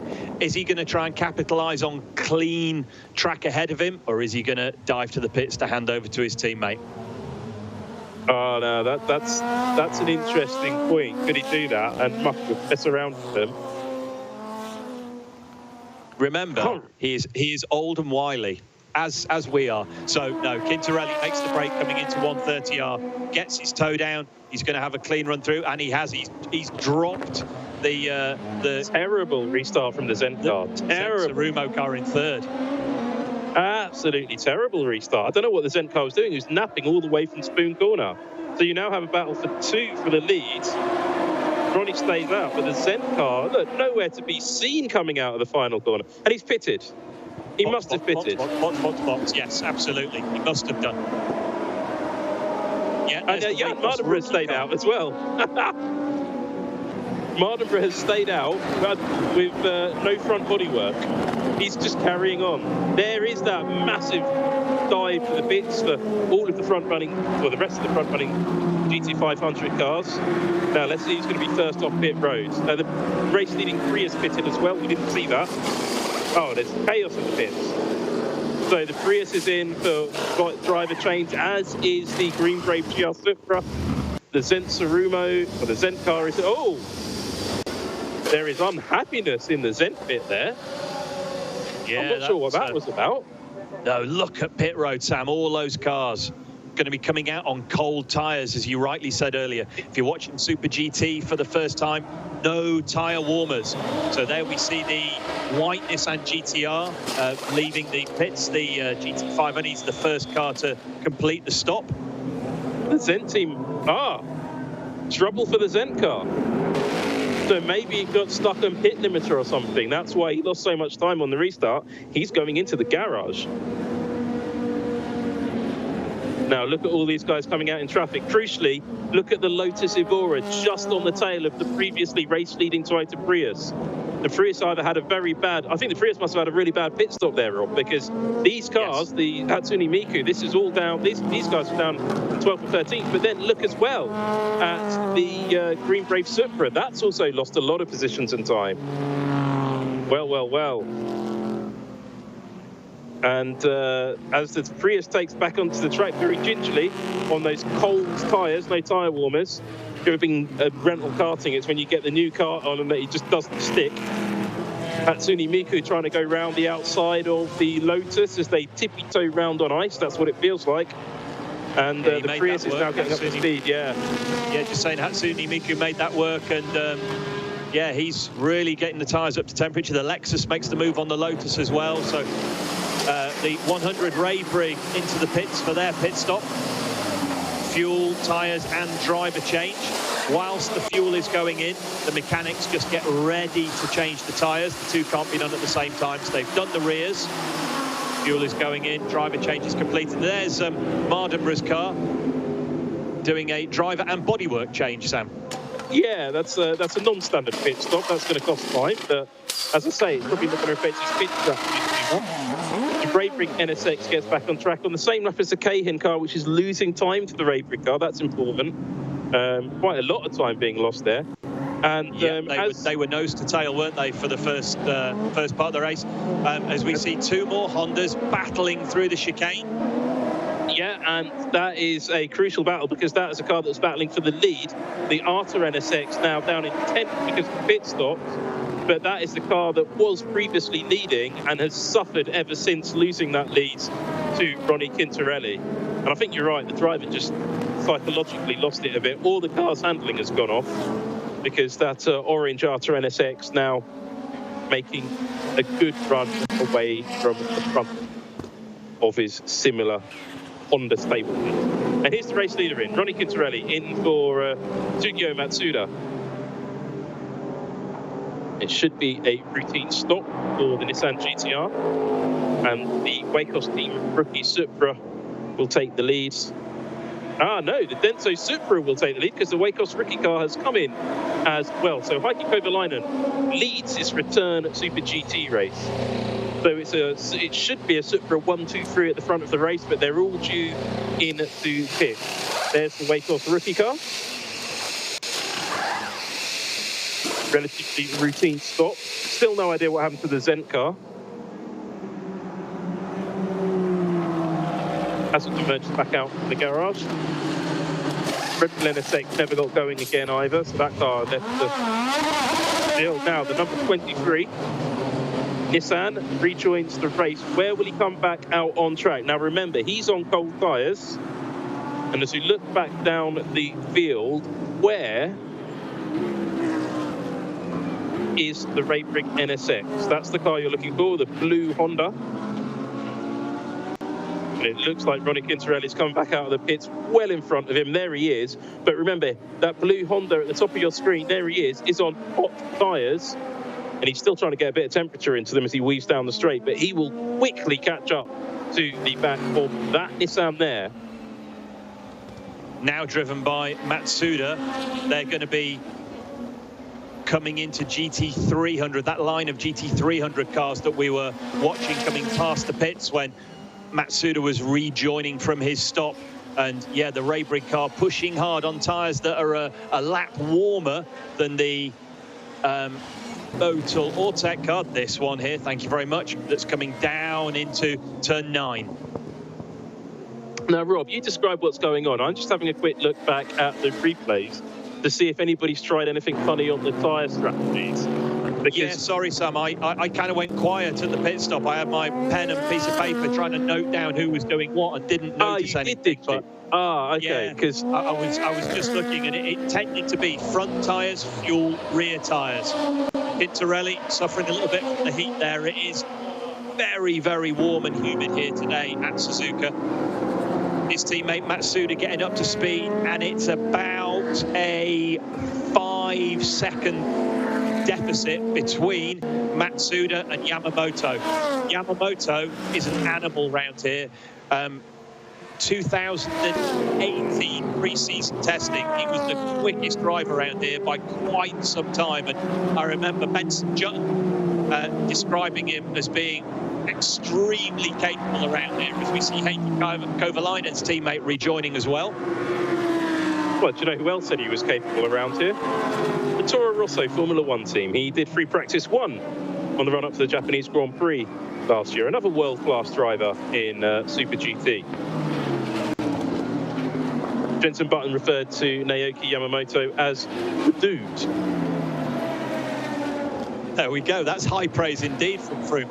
Here we see the AU Tom's car having to go defensive into turn 1. Put under a lot of pressure there by the Modulo NSX. This is the battle for 7th. Currently leading this race overall is Nick Cassidy, the Kiwi driver in the Tom's GT500 car. He needs to make a pit stop though, so it won't stay that way for long. There is the previous race leader in GT300, the 55 Arta NSX, coming back out on track. It's incredibly unusual, Sam, that we get to half distance and we haven't mentioned Cassidy. You know, he's always in the mix, he's always pushing hard, and I can't help but think that perhaps is a little bit due to the success ballast that he's been carrying. Some strong results in the first 2 races meant that his car was running heavy today. It was his birthday the other day, and well, his birthday present from the team. Let's call him into the pits. He's just coming in now. We'll see it in a minute, I guess, on our screens to come into that fuel and tyres. Now, in GT300, the reason we're watching the battle for 20th, 21st and 22nd is, look, there's the Toyota Prius that was leading the race, just ahead of Hatsune Miku, and the Lotus. There's Cassidy's pit stop. He's getting out of the car slowly. And we'll be handing over to his teammate, or he's handed over to his teammate, indeed. We've just seen Cassidy gone.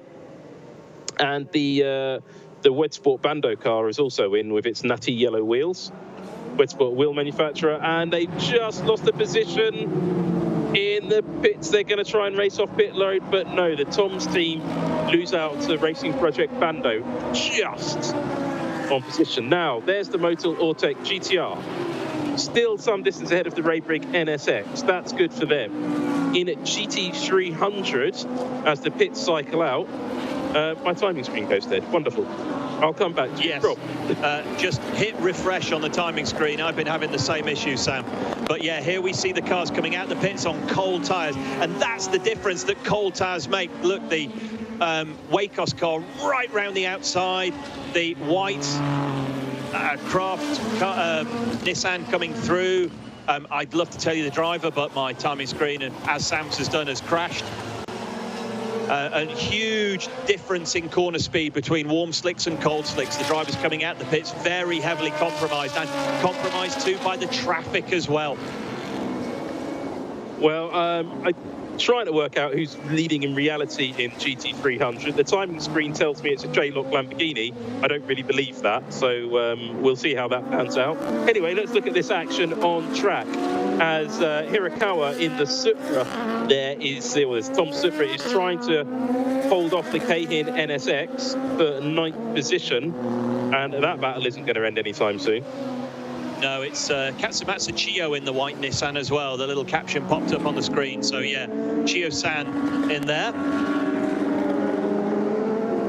Well, it's great to have so many of you watching us here on the-race.com. You're watching round 3 of the 2020 Super GT Championship. We're going to bring you all of the action from this race and every race of the 2020 season, as well as the 2020 Super Formula season, which starts next week. So don't forget to hit like and subscribe for more Japanese racing action. Apparently, there is a new functionality to make donations to this channel, so we can bring you even more videos and even more insight into Japanese racing and live racing around the world on Discord. But I don't really understand how that works. Oh, the kids are down with Discord. Don't worry about it. I don't understand Discord. I mean, I'm on it, but I don't understand. One thing I do understand is side by side at 150 mile an hour, and that's what these two guys are doing coming into turn 2 there. So Ryo Hirakawa in the keeper Tom's Supra being put under huge pressure there still by the Keihin cars. Here we go into the lap traffic, Sam. Absolutely, and this is where the action's really going to pot up. And that J-Lock Lamborghini, which the timing screen claims is leading GT300, I don't believe it. The NSX, Kenwood Modulo NSX, is leading GT300. The image on your screen is correct. But look at this. Race leader, Suzuki Matsuda, is being hunted relentlessly now by the number 100 Team Kunomitsu Raybrig NSX. And that battle is going to kick off. They're some way off from a group of the GT300 backmarkers, and it'll probably take them a couple of laps to reach them. But when they do, that is going to be a duel between two of the finest drivers Japanese motor racing. Yeah, absolutely. I forgot to mention in our pre-race chat, I've mentioned it since, that Yamamoto is a bit of an animal around here. He's very, very quick everywhere, but particularly special around corners like that one, the 130R here at Suzuka, and yeah, closing down Matsuda ahead. But this is by no means a done deal, and an Audi in the gravel. Yeah, and in that position, in the S's, again, we could be looking at yet another safety car. Well, as annoying as the safety cars are, Sam, what that does is bunch the field back together. So yeah, we see the Lexus and the Audi very racy, running right the way round, turns 1 and 2 together. Oh, I mean, that's good racing, banging wheels, but that was a little bit predictable. And there's a lot of moral hazard. There was a lot of moral hazard going on there. Yeah, I mean, I think they're both hazards in that scenario. Oh, he's well beached. Properly beached. Oh, head in the hands as well. Driver. Let's see what the race organiser can do about this one. Are they going to try and do a snatch tractor? Will they have the safety car? The yellow flag waving, and the safety car's coming out. Yeah, I don't think that little sector there on the way into Snake is licensed for live snatch. Yeah, I think you're right. Well, it gives me an opportunity to look at some of the people who've joined the channel since we started racing. Shyam Sundar, thank you very much. Welcome. And Duster81, don't forget, you can join this channel by clicking the join button. You get all sorts of magic wonderfulness. And yeah, it's great to have you all on board. And it's great to see where you're all watching from around the world. Arkansas, Singapore, San Diego, Tijuana, Chile, Argentina, Redondo Beach, that's not been mentioned, Guatemala, Uruguay, New Zealand, Indiana, Poland, Brazil, Canada, New Zealand again, Pennsylvania, USA, California, Newcastle in the UK, Tennessee, Montreal, Tauranga. There's the Nick Cassidy fan club's out in New Zealand, Germany, Shawnee, Oklahoma, Peru, Indonesia, Colombia, another one in California, Hong Kong, Wilmington, Delaware, Atlanta, Georgia. Oh, I like one of my favourite bits in the USA, that. Boston, Australia, Indonesia, Denver, Colorado, Los Angeles, Chicago, Illinois, Seattle, Washington, Australia, California near Los Angeles, Washington State, Texas, Brooklyn, New York, Vancouver, Canada, New York, USA, Albuquerque, New York, Mexico, Singapore, Indonesia, Canada, Calgary, Palo Alto, California. See, Apple are watching us. New Jersey, USA, Portland, Oregon, Seattle, Washington, and Seefeld, Zurich, Switzerland, as well as Brazil. Wow, a global audience, Sam. What a privilege to be broadcasting all over the world here on the-race.com, bringing you, I was going to say arguably, it's not arguably, bringing you the best GT championship globally available. Nowhere in the world are the cars as spectacular in terms of pace, as spectacular in terms of racing, and, you know, there's hundreds of them. Well, not literally hundreds of them. There are 45 of them. Now, this is quite important. Looking at the graphic on your screen, is the final pit stop, or the most recent pit stops of the cars in GT300. And look, the Max Aircon, the number 5 GT86, that's one of those mother chassis cars, has got up to lead the GT300 class on the road, not including those cars that haven't yet stopped, but they're all going to lose track position. And the J-Lock Huracan and the Shokomu GTR, they both stopped out of sequence, but almost certainly need to stop again. That's why their numbers are in yellow.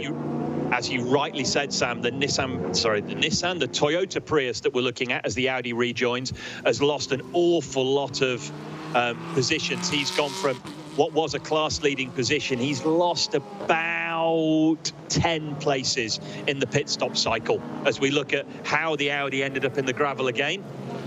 It's quite a bad-tempered battle, this, actually, between those two cars. It got a little grumpy, didn't it? Yeah, particularly for a car with such a happy paint job.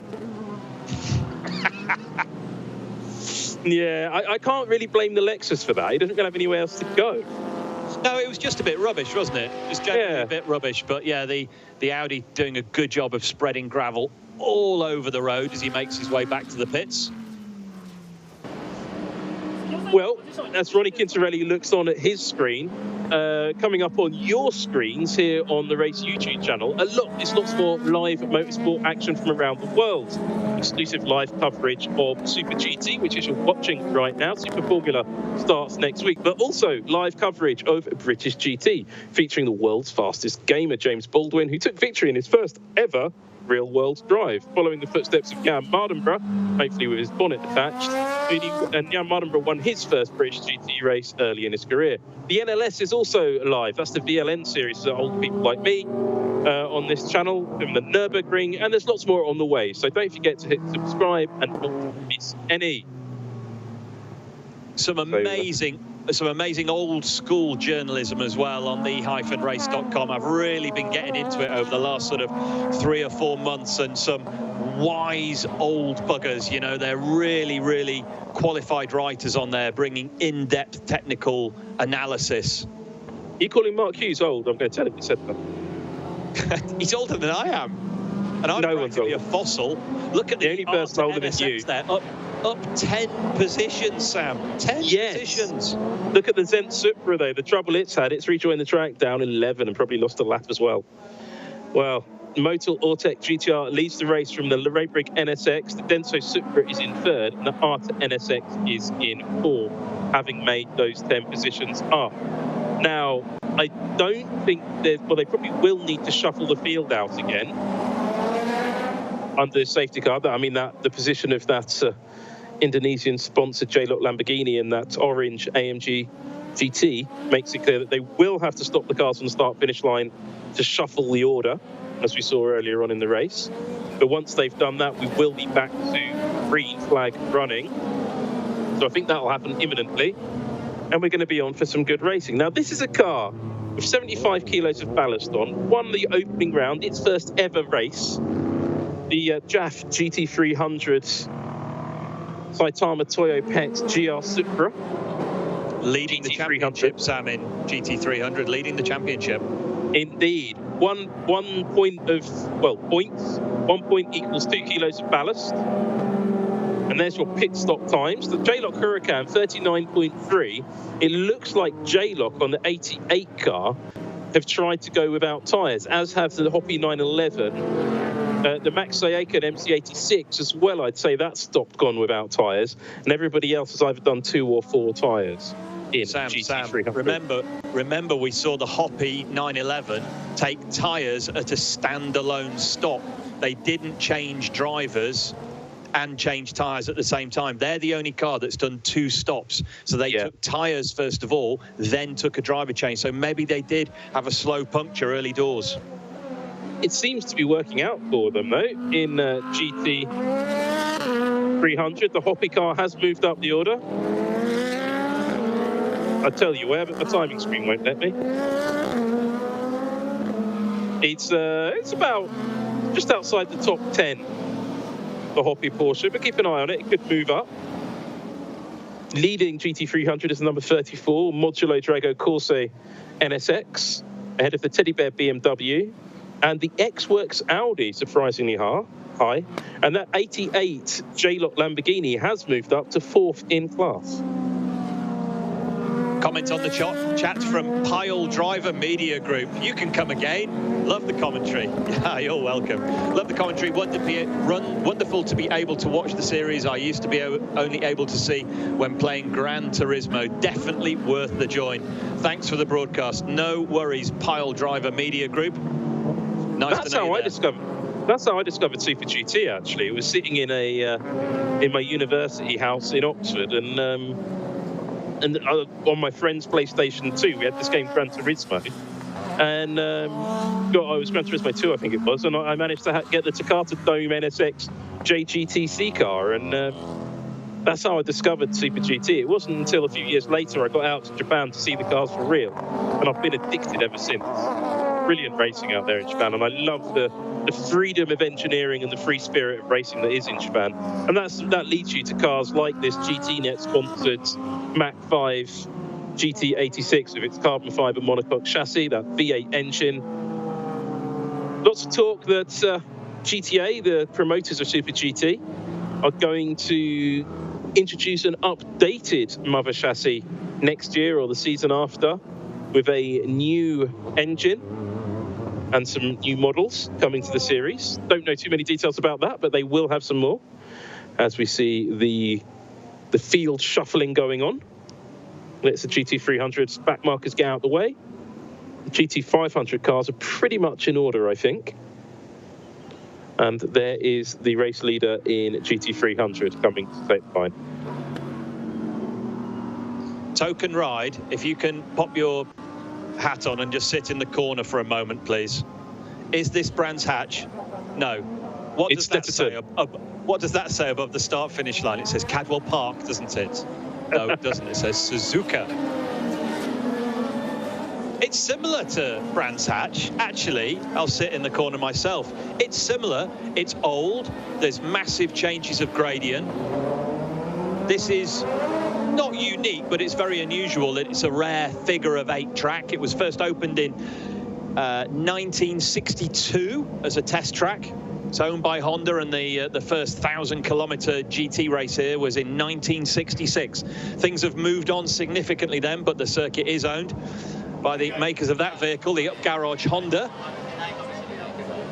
I think we needed a longer shot of that. I don't know if he was stopping on the grid. Yeah, he was stopping on the grid for the traffic jam, GT300 traffic jam. There's a Teddy Bear BMW. We haven't spoken much about that. The team study. It's not really a Teddy Bear car anymore because it hasn't got the Steiff sponsorship on it. It's now just the black BMW. And GT300 has got 32 laps on the board. GT300's taken on a very different complexion to the first half of the race, with the most of the front runners in that class. Look at that. I mean, look at the field progression. The J-Lock Huracan up 22 positions. The Ava R8, 20 positions up. I can't see that class ending the way it is now. I think there's a lot more to come there. There's some fast cars out of position, and we're really going to see some staggeringly good racing in that category. And we're also going to see the last handful of GT300 runners box for their mandatory stop for driver change and rejoining on cold tyres, which is going to be another element in the mix when this battle rejoins. Remember, that's Matsuda from Yamamoto. So Linos says on the chat, someone explain what's going on. Some really good motor racing, and that Supra, the safety Supra, is just disappearing off, and we're about to go back to green flag racing. Sugio Matsuda leads the field over Naoki Yamamoto. It's the red Nissan versus the blue Honda. Then you've got the white Saab Supra behind them. Then another, it's the orange Arta Autobacks Honda, one of the Toms cars, the AU Toms Supra, followed by the Drago Modulo Honda, and some other GT500 cars. Each of them kicking out 650 plus brake horsepower from a 4-cylinder turbocharged engine with direct injection, and the safety car's taking its sweet time to turn its lights off. Yeah, no, the safety car would have turned its lights off by now if it were coming in the pit, Sam. It's going to continue for another lap. I can't think why they've left him out for this extra lap. Maybe there's some debris being cleared from somewhere, but yeah, lights still on as he makes his way through. Well, I don't know what that's about. Sugio Matsuda expected him to come in the pits. He started backing up the field. Yeah, lights still on as he comes down the front straight. Circuit looks clear from our perspective. Oh, we know the circuit is clear. The Audi drove out of the gravel trap a while ago. Oh, well, Unos MX5s asks, is Jan the man still a gamer? Yes, he is. He has a gaming rig in his bedroom. Don't ask how I know what it looks like inside his bedroom. Waifu Wars Racing, welcome to the channel. Great to have you on board.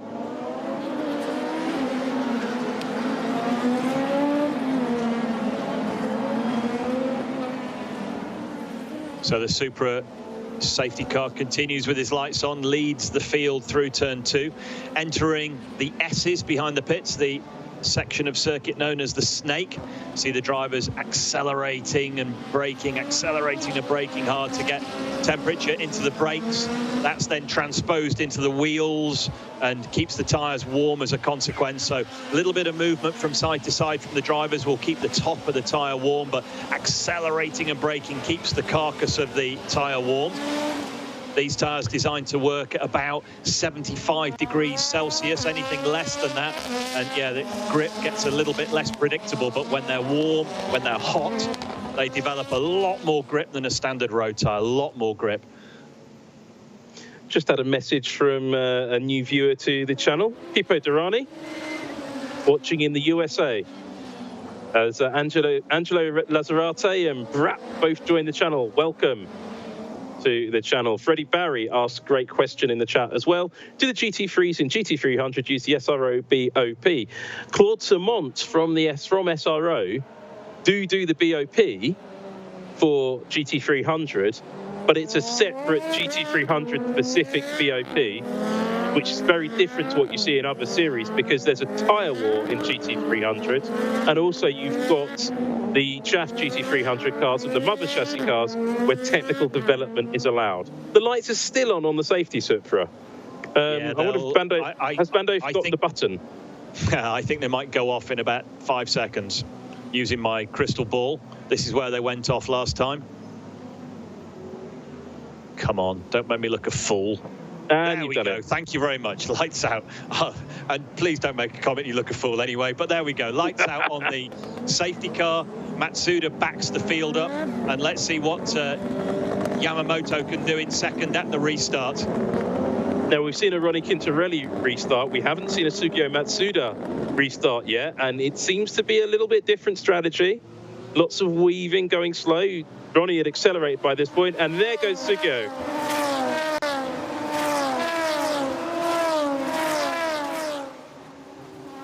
Oh, it looks like some guys are already battling back down on the run into 130R. I saw the Wacos team rookie car getting a little bit racy.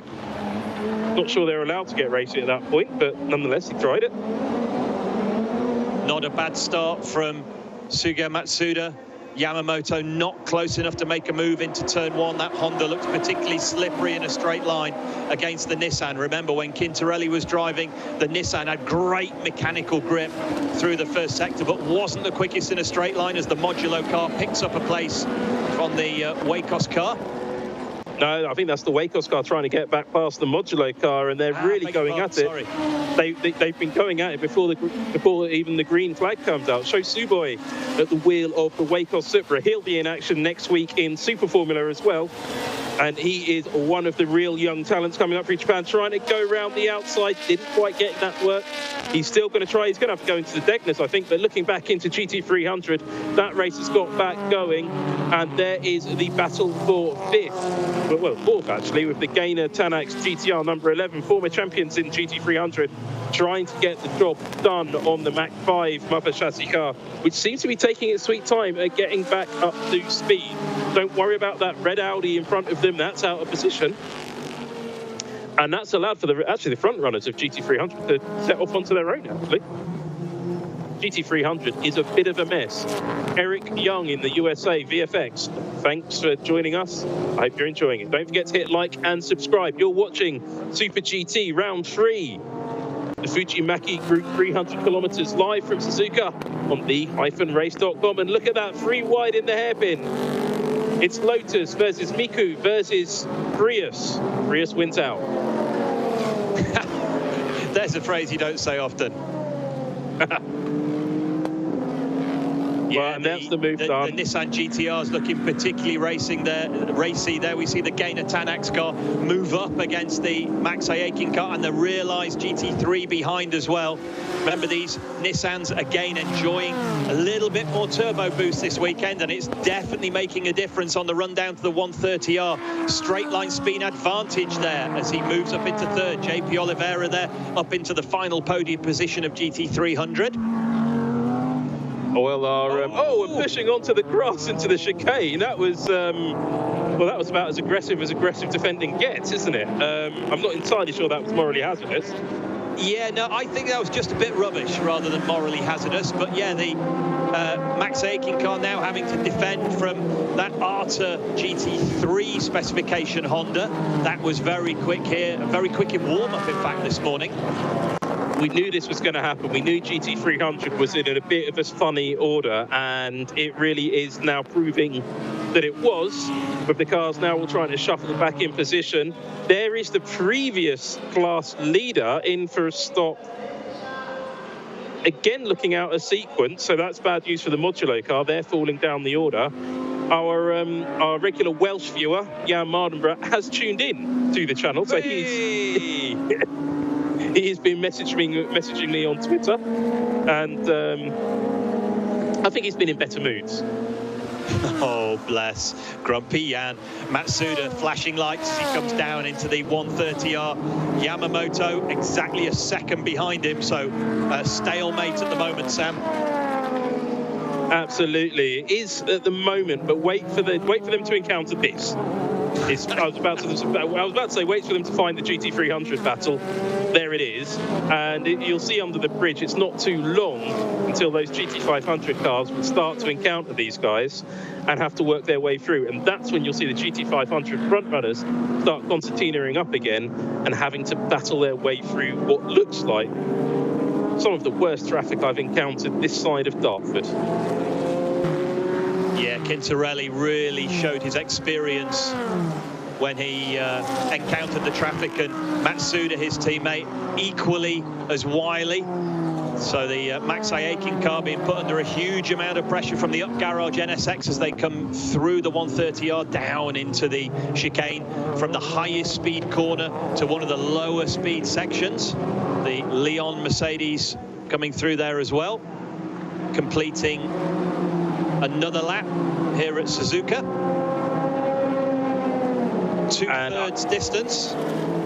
I'm watching the GT300. I was looking at our timing screen there, and I'm watching with great interest. Oh, and that is not how you make a pass at their hairpin, as the ARTA NSX does something incredibly morally hazardous to the back of the Saab Supra and decides to start doing curling rather than motor racing.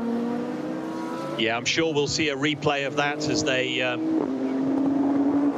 he's got damage. Round through.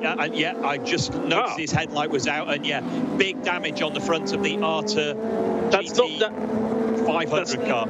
That's not damage on the front of the ARTA. Well, it is damage on the front of the ARTA GT 500. But he's also not going to be able to deny it, because that's the rear lick box from the Supra wedged in the front of the Honda. I think the team side will want that back. Yeah, here we see the incident again, and yeah, if anything is morally hazardous, Sam, that's it. And Heikki Kovalainen will be cheesed off. He wasn't. Those weren't his happy eyes, were they? No. Oh, and that was very close into the first corner as the Modulo GT300 Modulo NSX turned in on one of the GT500 NSXs. And that's what you've always got to look out for in Super GT, as Baker KC joins. Welcome. And there is the damaged number 8 car. Well, that's out of any serious contention in this race.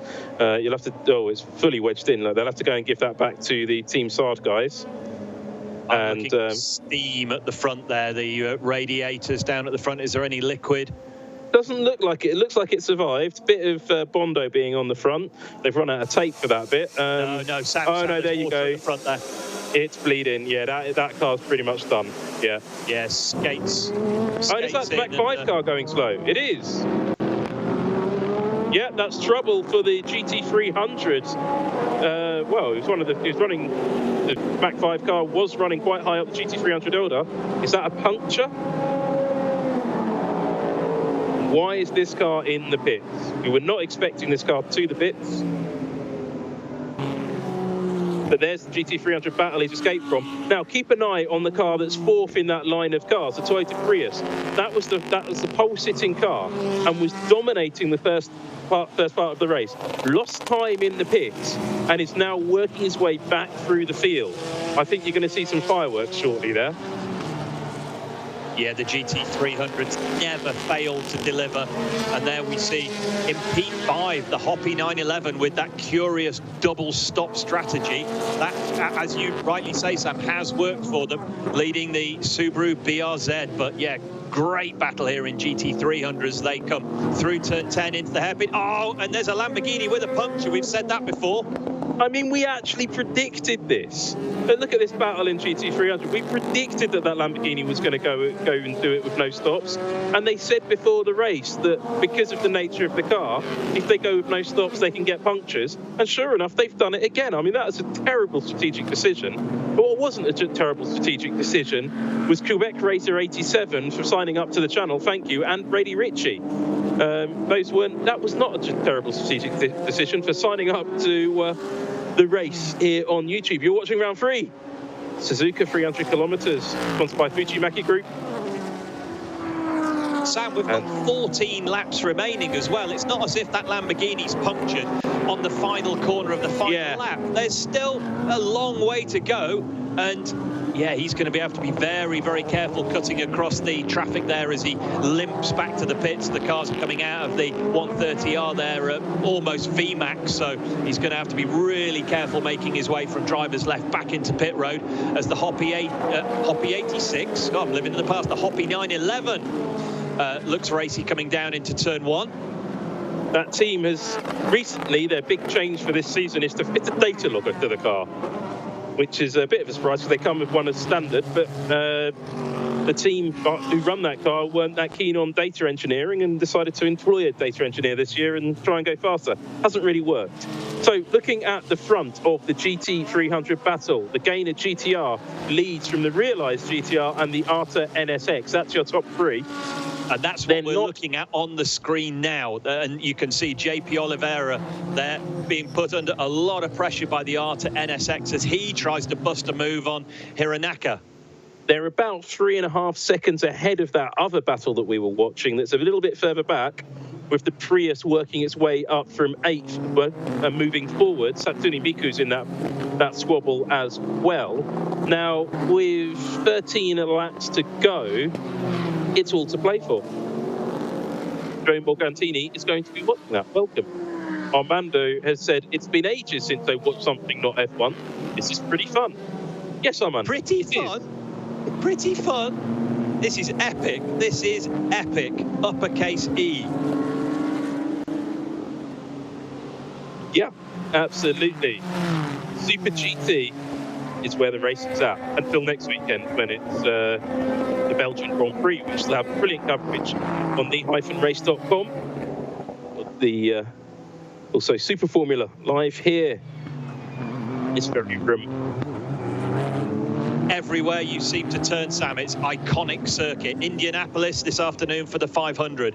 Suzuka here for the Super GT. Yeah, just epic circuits everywhere.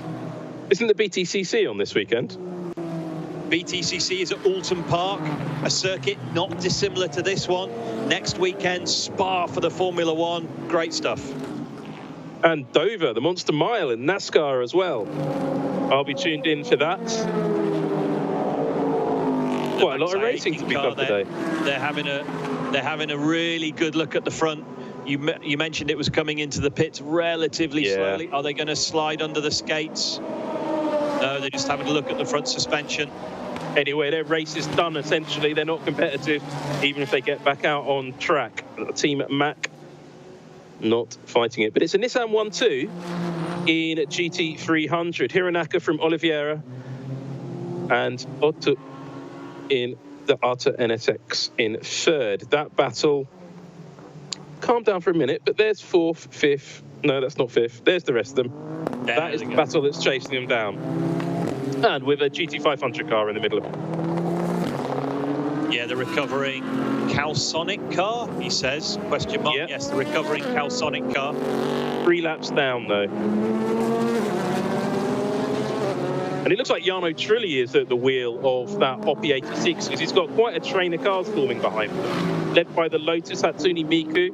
That morally hazardous Lexus did something nearly morally hazardous going into Spoon there, running up quite aggressively against that other GTR.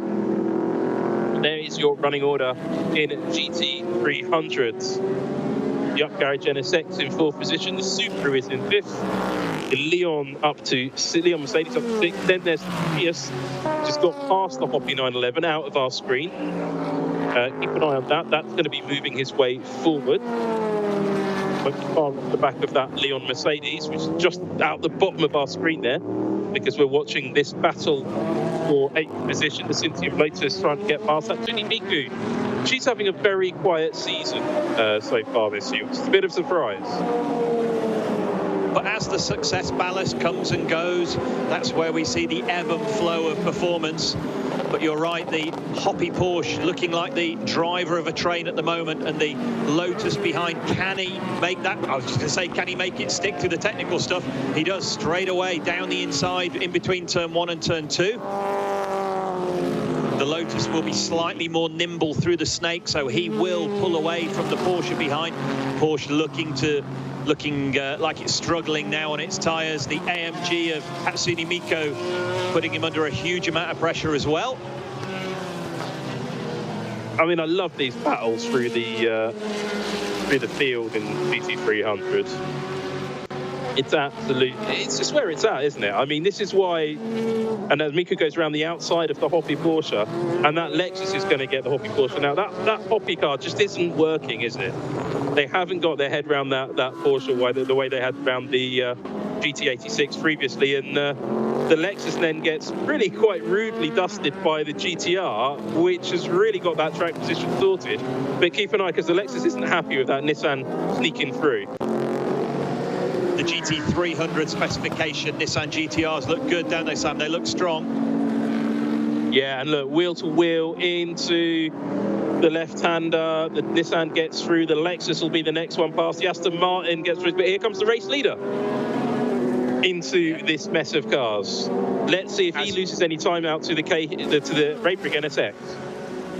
So 2 seconds difference. The question is, can Yamamoto there in the blue car on the right of the picture get past this lot before the 130R? No, he can't. So clean air for the first time between our race leader Matsuda and Yamamoto behind. So that's gone from a 2-second gap to about a 3.5-second gap in just 2 corners. And the Raybrick NSX still isn't past the Hoppy Porsche. That is a very wide 911 as the Lexus dives to the pits. I don't know if that was the tyres or damage. That is not so. Ronnie Quintarelli and Sugo Matsuda at the wheel of the Motor Lawtech GTR really got lucky with the traffic there. But look at the gap they've both got over the 3rd place GT500 car. That is pretty. They've opened up pretty well actually. I've been checking out. Yeah, they've gapped the field back to sort of 4th, but then from 4th, 5th, 6th, 7th, 8th, and 9th in GT500, which is the battle we're looking at here. This is still pretty much nose to tail, and if one GT300 car makes a wrong move in traffic again, that's going to mix the field right up. Show Suboy there in the blue car. He only knows one speed, doesn't he? Flat out, and you'll see that next week on the-race.com on Super Formula. First race of the 2020 season, much delayed, but look at this. Motor Lawtech GTR, 10 laps to go here on the-race.com. Don't forget to hit like and subscribe. I think it's going to be an exciting 10 laps. But will Nissan steal their first win of the season? And nobody expected them to be this strong coming into this race weekend. But in GT300, it could be anyone's to play for. It's a Nissan 1-2 at the moment. I don't think it's going to stay that way all the way to the end. Show Suboy look to go the long way round at the hairpin. He's been compromised ever so slightly, but here we go. This is a handful of GT300s with a handful of GT500s. Who's going to go out on top? Show Suboy gambles. He goes around the outside and has to brake on the exit of the second part of Spoon there. There's the Aston Martin. We haven't seen that car today, have we? No, but this is going to be troublesome into the chicane. Look, there's still quite a lot of GT300 traffic there, and those two Supras are together. Look, the right rear flick box is missing from the white Supra, and those cars are all in the wrong place. The Team Mac car's gone the wrong way, and there's a big hit from that Lexus. He's gone off. That's going to bring out a safety car. Surely. There's barriers all over the track. The Team Mac car just didn't look in his mirrors. So we're going to need to see a replay of that, but there's going to be a lot of debris on the run down into the chicane there. But yeah, all caused by the closing speed of the GT500s on the back of the GT300s, and a couple of drivers not looking in their mirrors. That's actually one of the wider places around here at Suzuka. It is indeed. I've done a track walk around Suzuka with Alpha Tauri's press officer. He had a broken ankle at the time, and I managed to walk around nearly as quick as he ran around. But nonetheless, it is very, very narrow, and that's what really strikes you when you go to Suzuka for the first time. As RJ O'Connell did last year for the Suzuka 1,000 kilometres. Great race that was. It's a combined GT300, GT3 race that, and hopefully that will run next season, and hopefully we get it here on the-race.com as well. The conversations are ongoing. But this is the battle for the lead in GT300. These two Nissans just ahead of that Honda. And there is the race-leading Nissan in GT500. Sugo Matsuda really just opening up a gap. It's going very well for the Motor Lawtech GTR at the moment. No replay so far of that. No replay so far of that last that chicane moment. No. And I'm quite surprised we haven't got some sort of caution for half the barrier being critical. Yeah, just looking as they come out of the corner as well, the Lexus with the rear damage did continue. He didn't get across to take pit road, so looking for any sort of potential bodywork damage. But that's the story of the day. Nissan leading GT500 and then leading and second place in GT300. There's Yamamoto in the blue NSX, second in GT500. With 9 laps to go, it doesn't look like Yamamoto's got much of an answer for the Motor Lawtech GTR, which is something of a surprise. But I have to say, Sugo Matsuda is pumping in the laps right now. And that gap at the head of the field just getting bigger and bigger and bigger, up to 3.6 seconds now. Yeah, Sugo Matsuda is really putting in significantly faster laps than anybody else in the GT500 category at the moment. Those Michelin tyres on the Nissan working well. Only 2 Michelin shod cars in a GT500, and they're both Nissan GTRs. One's red, one's white. I can't believe those Nissan 300s didn't get out of the way of the Honda a little quicker, Sam. I know. I mean, I can't imagine why they made it difficult for the Honda. Who'd have thought? This is a very good showing from Nissan, of course, at the home of Honda.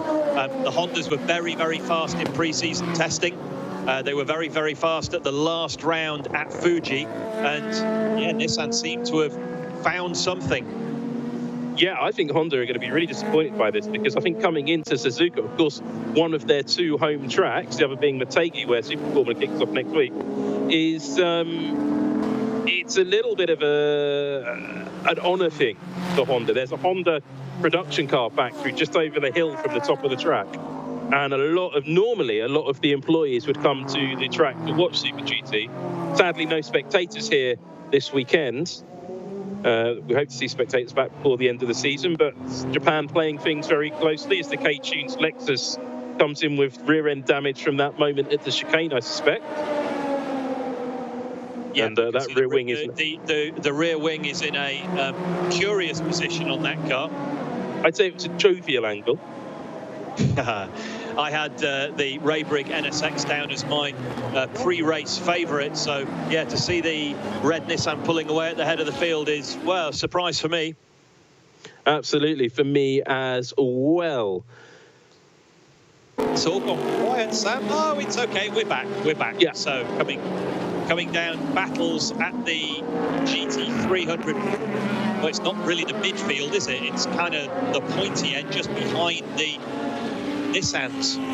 Yeah, I mean, we're not seeing some of the battles that have gone on, but obviously the Lotus got past the Poppy Porsche and is now off having this private battle, Mother Chassis versus JAF GT300 with the Toyota Prius, which is interesting because the Prius seems to have lost pace with its second driver. I think it's Kokisaga at the wheel, struggling for that pace. But here you go, you've got the Subaru as well, battling with the Leon AMG Mercedes. And desperately trying to get work in the mix there as well. The X-Works car just getting in everybody's way.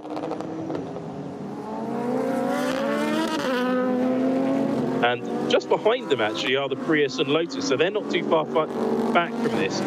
This would be a good showing for the Prius, but because the Prius hasn't had the best season so far, they could be ones to watch for the next round of Super GT, which wonderfully isn't in all that long amount of time. I like all of this racing, like weekend after weekend. Like every week is race week. It's brilliant. Well, and multiple races as well, you know, really good quality championships racing. 3 weekends on, 1 weekend off. It's fantastic. A lot of bang for your buck with motor racing now. Finally, after what seems like a long, cold winter. Weekend off? I haven't had one of those since the Formula One season started. But I don't think I'm going to get one until Christmas. Oh, this is great battling though.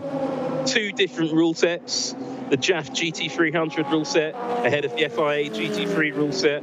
Balance of performance, they're balancing the cars so they all race together, but the cars still have very different abilities out on track. And looking at these 2 battling, I don't think that the BOP guy, Claude Tamont, has got it too badly wrong here. No, Claude's right on the money, right on the money. Traditionally, Suzuka suited the slightly more nimble, aerodynamic advantage of the older style, the more traditional style GT300 cars, but the performance of the FIA GT3 cars really being helped by a little bit less weight and a little bit more turbo boost. Cutting back to our race leader though, Matsuda, as he comes out of spoon curve coming down towards the 130R. Clean air behind him, Sam. Look at that. That's not 3.5 seconds. That's 5.5 seconds now. Yeah, he's walking away from Naoki Yamamoto at the moment. It's just it's making it look easy, actually. In the last lap, he actually was slightly slower, though, than Yamamoto. So maybe Yamamoto's tyres have got a little bit of life left in them, and he might come back at him towards the end of the race. Meanwhile, Mark Dionisio, Joe Morgantini, welcome. And Brat, thank you. You are very, very welcome here on this channel. There is your lap time comparison, and the gap has come down ever so slightly, you see, on that previous lap. So it may be that all is not over. 6 laps to go, though. Naoki Yamamoto is going to have to get on with it. Takiguchi also out. He's doing a really good job. He's doing a super job. Sorry, Sam. Just looking at the amount of success ballast on there. Sasha Fenistras was a little bit anonymous in the first part of the race, but Sekiguchi's really got his toe down now and is pushing very, very hard there in third. But as that gap indicator on the right-hand side of your screen shows, he is losing time to the Modulo NSX. Well, he's losing time to the car in front of the Modulo NSX. Could be a factor for him for the last place on the podium. So it could be quite tricky. Those lap times, 57, 55, down into the 52s, which is what you need to be doing. But the lap times from Naoki Yamamoto are really picking up now. He's taking a second out of Sugio Matsuda on the last lap. Yeah, 6 I think to go. The traffic wasn't too kind to Matsuda on the previous lap, and Yamamoto closing him down. Maybe it isn't done and dusted yet. Remember that the Modulo NSX is another one running on an unusual tyre. He's the only of our GT 500 runners on the Dunlop, and that Dunlop seems to be doing quite nicely in the latter stages of the race. Well, it's going to be interesting as these cars get out. Here's that battle for third position now in GT 300. The Arta NSX has now got onto terms with JP Oliveira, and I think that's the Nissan's tyres reaching the end of their life because he's coming homing in on the back of him. Now remember, for each of the points scored, you get 2 kilos of ballast for the next race. So if you've got 50 points in the championship, you have 100 kilos of ballast. And there's some fuel flow restrictions that come into play in GT 500 as well. But right now, these cars in GT 300 that we're watching, they can have a little bit of boost tweak as well, either tweaked up or tweaked down for the turbochargers. And Claude Siamon did adjust the car that we're looking at there, the Nissan GTR this weekend, gave them just a fraction more. And well, it seems to work. As for those who are complaining that the GT300 JAF mother chassis cars and the JAF GT300 cars were too quick, they're GT400s, well, doesn't look that way at the moment in GT300, does it? Not at all. JP Oliveira sort of covers the inside from 1 round into 2. The body language of the Honda behind suggests that his tyres are a little fresher. That mid-engined GT300 Honda NSX looking really nice, putting him under pressure coming through the snake. Sorry, Sam. I think you're about to see a demonstration of JP is a hugely experienced driver, and I think you're about to see a great demonstration of defensive driving. And let's not forget, JP isn't averse to getting a little bit aggressive. Yeah, known for having his elbows out as and when he needs to. Coming into the second of the Degners, hard on the brakes. 90-degree right-hander under the bridge. JP slides a little wide. That's going to compromise him through the kink. Now, will the Honda go the long way round at the hairpin? No, he looks to the inside. JP. Ooh, wasn't the door left open? He was kind of. That's classic JP. Hint that the door's open and just shut it at the last minute. Make it difficult. But all of this battling is bringing the up garage NSX into play as well. That's the 4th position car. The yellow car that's just homing into the back of the 55 at the moment. He could be the one to watch. Will make a last lap lunge on the exit of 130R. Well, 4 laps to go. You might not wait that long. No, he's come from nowhere. The Gaynor Tanax car's checked out for the time being at the front of the GT300 field, but here we are. When there were 2, now there were 3. Yeah, and JP is doing everything he can to hold on to that position. His tyres are finished. But look for a move from the up garage car. He's going to have a think about going up the inside of the chicane. Not this time. He might try and do it into the first corner. This is where JP Oliveira looked a little vulnerable last time round. He's got good straight line speed in that Nissan, but it didn't seem to quite have the mechanical grip of the Hondas coming into this section here, turns 1 and 2. Super fast right-hander into a slower right-hander. The Honda cuts out wide. Can he get the cut back on the Nissan? No, not yet. Is he going to try it in the Degners? Because that never ends well. No, there's not a lot of room there, and it's a whopping great old school gravel trap. You sometimes see a few optimistic drivers trying it in there, and I think the up garage car might have a go into the Degners, you know.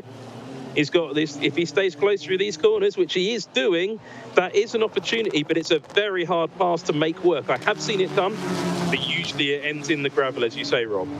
Yeah, Oliveira's tyres are long gone. Looking at the Nissan. Oh, contact there into the gravel. Sam, your crystal ball is working well, my friend. Look at that. Old school gravel trap. Yeah, that's exactly what happened. And the bonnet has flapped back on the 55. Unfortunately, it's not blocked his windscreen. I think he's going to try and finish the race like that. So hopefully that bit of bodywork flies off. But if that does fly off in the wrong place, 3 laps to go, hopefully it doesn't bring out a safety car. But look, there's the Subaru BRZ. That's now on the back of the GTR. That Subaru is now coming into play and hunting down that podium position. The up garage car must be laughing all the way to the sparkling sake. Laughing all the way to the race leader. He's now got clean air between him and the Gainer Tanax car. Question is, Sam, with what will these guys have? 2.5 laps remaining. Can he make headway against it? But JP Oliveira, we saw his tyres were gone. He was struggling for traction. And yeah, coming into the Degners, as you so rightly said, never ends well and often ends in the gravel trap. Somewhere out on track, there is a large lump of Honda NSX. And that Honda has got damage because I can see fluids coming out from under the bodywork of that car. And you've seen his windscreen wiper going. That's not just the driver doing something accidentally. If we see a close-up shot of the front of that Honda, you can see something looking rather hot underneath the bonnet of that car. I think it's got a damaged radiator. And of course, yes, yeah, there you go. The radiator's gone, Sam. It's blown completely. The question is now, can he keep it on track at turns 1 and 2? Or will he steer off on his own fluid? But he's spilling fluid all over the track and there's still cars racing on it. He's realised he's got the problem and he's given up for the day, I think. That's not going to be a happy driver. Bad luck again for the Arta car, and yeah, he's cooked it, hasn't he? Radiator gone at the front there, despite the car being mid-engine. And JP Oliveira being pressured again coming into the Degners. And of course, he's going to have fluid all over his windscreen as well. Yeah. Coolant smears, unlike water will do. And this is where he's got punted last time. Sorry, Sam. Well, these guys being sensible and not trying to pass in the Degner. But next up is the hairpin. How will JP defend against 2 cars now? The Lotus is coming to join the party as well. Battle for the final podium position is pretty hot. And the Subaru's got the run-through matchup, trying to go round the outside of the Nissan. Comes into our pictures, doesn't quite get it done, but he's got a great run into Spoon now. Coming through the centre of Matcha there, I saw the marshal holding the yellow and red stripe flag. So for fluid or debris, that could be where the lump of Honda disposed itself, just out of our picture.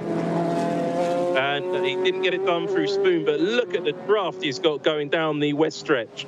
The Leon Mercedes as well got the double, so that we know the Subaru doesn't have the best top speed. The Leon's probably got a better top speed, so he's not going to be able to get it done into 130R, but will he be able to shove it on the anchors and get up the inside into the chicane? The Subaru looks a little bit too far back for that, but he's going to give it a go anyway. Ooh! Mega, really good stuff from the Subaru. Brake late, brake hard, just overcooked it, locked up a little bit. JP Oliveira's managed to stretch away. I say stretch away, he's pulled, what, 2.5 car lengths, 3 car lengths, they come on the front straight. And the BRZ now with his mirrors full of AMG. Yeah, I mean that's going to be a good onboard to watch as well. Subaru also live stream the race from their onboard camera, which is not normally that interesting to watch, but right now I think it's pretty good. But stay with us here on the-race.com. Don't forget to hit like and subscribe for this final lap of the third round of the Super GT Championship 2020. And what a race it has been. But it's not over yet. The Leon Mason Mercedes trying to go around the outside. Slow. This is where he's slow, and the AMG trying to get up the side of the BRZ. Oh, they're three abreast. Oh, the round is gone. Oh, it's a huge impact. The Lotus got round there as well. And then the track is blocked. The track is blocked. Where are the GT500 cars? So, in the lap, 500 cars are in the coming round to complete the second sector. So they're through. So, but hopefully we'll stay with this battle because the Lotus is tried to go too wide into the hairpin there. We're all trying to get the Nissan. The Subaru wheel to wheel through Matcha. There's a left-hander to come. He's in the right position. The Lotus is there as well, as is another GTR. The Subaru's going to dive up the inside, but we know JP's going to shut the door. The Lotus is trying to get the advantage. They touch. The Lotus goes through. They're three wide on the exit of Spoon. The Lotus gets the position, as does the Subaru. Here comes the other Nissan. JP Oliveira's losing. And the Lotus is up to third position. Couldn't be the second podium in a run. There's your race leader and race winner, Tsugo Matsuda in the Motor Vortex GTR. Yeah, he's 9.5 seconds clear now, Sam. 9.5. He ain't going to be caught. Yeah, but the track is locked. He's not going to be caught here, but what a race. We need to cut back to those GT300 cars because what a finish this is going to be.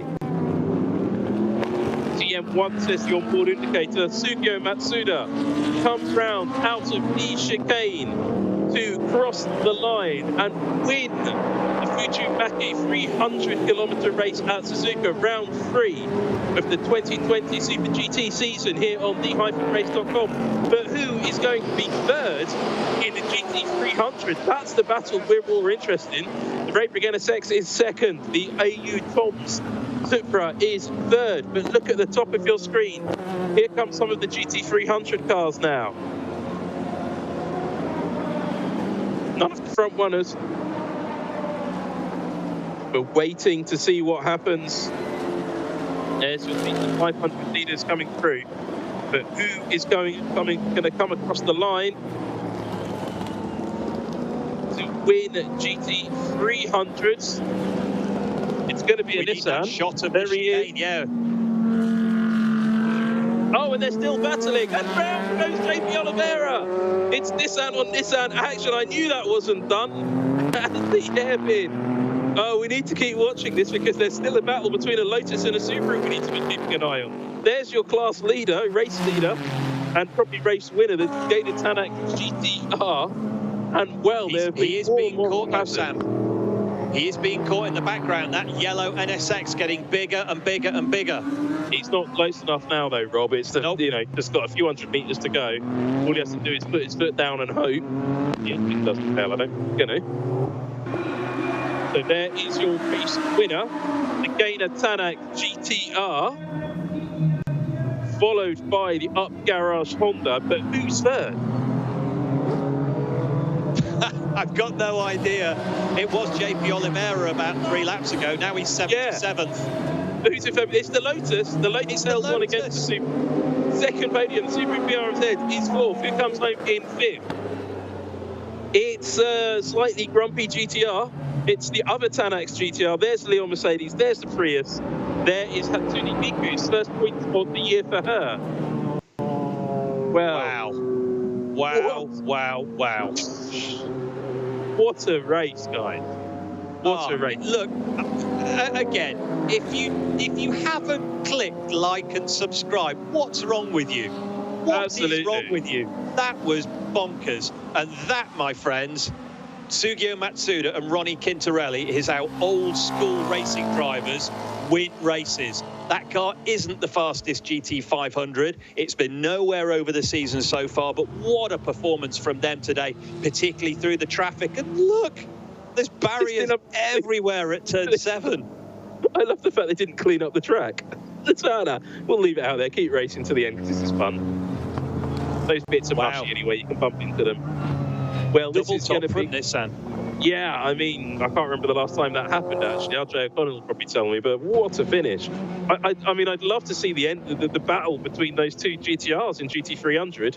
JP Oliveira getting sent into the hairpin. We only saw it briefly, so I don't really understand who was to blame there. JP being very aggressive, but that's the way he drives. Well, Suzuka Circuit has shown us a fantastic race here. 300 kilometers of action in Honda's backyard, and the victory all went to Nissan. Ronnie Quintarelli already bemasked. Lets out Sugio Matsuda for their first win of the year. They are very happy with that, and I don't think they expected it. We'll hear from all of the front drivers in all of the classes. And stay tuned to us. We'll be watching the podium and look at those wonderful trophies you get here at Suzuka Circuit. And, well, yeah, that means a lot. I think Sugio Matsuda's in tears with that, actually. Wow. Wow. Just look at that, Sam. Just look at that. Yeah, they have both overcome promotion. The Gainer Tanax driver there congratulates the two Nismo drivers. That means a lot. Both they found something in qualifying to put it on the front row and capitalised on race pace, and they were both magnificent through the traffic. Magnificent. Jonathan Sheeran says he's been a member for 9 months. Says thank you for bringing motorsports back. And well, look at the this is the aftermath of the battle that was before, and how motorsport is back. There is your GT300 winner, the Gainer Tanax GTR. Car 11, great result for them. Again, they could become a championship.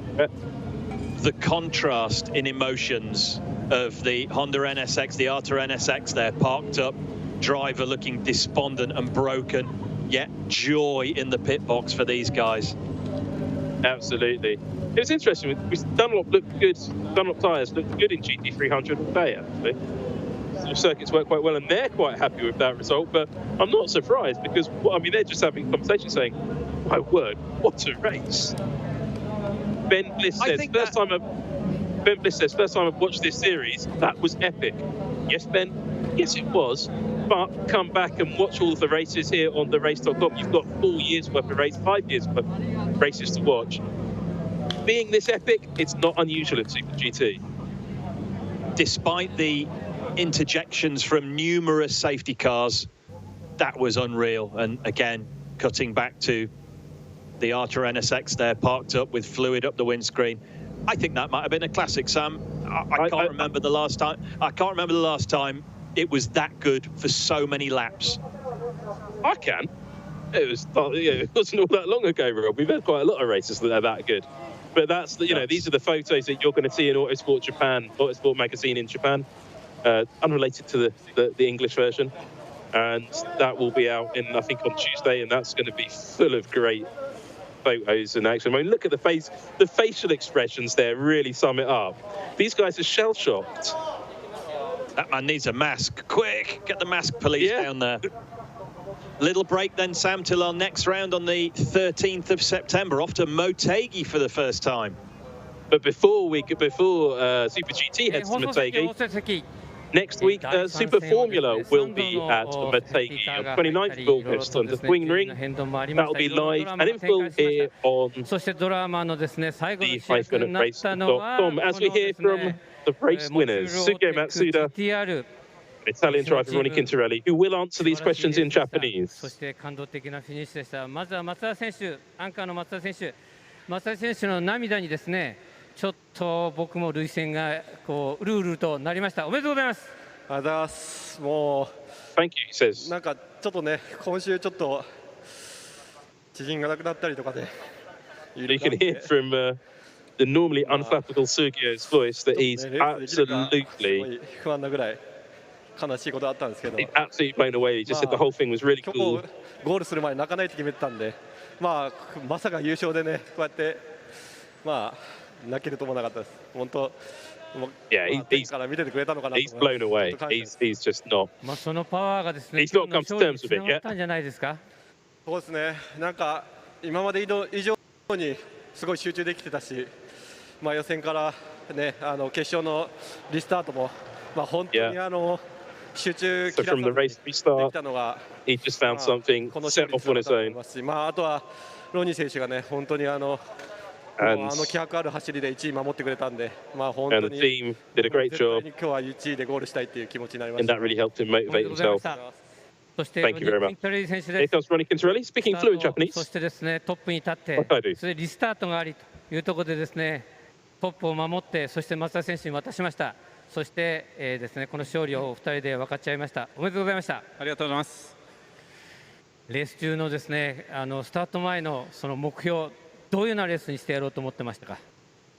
まあ正直いろんな不安要素があって、まあね、結束2周目で前途があんなね試験でその突っ込みで抜かれてしまって、すごいがっかりな気持ちで、まあ、その後ねセーフティーが入ったりとか、リスタートの時はね300の集団の中で。So Ronnie is talking. Sorry, I was distracted. I was reading the chat there, and I thought I was supposed to be. I thought Rob was talking, and I was reading the chat.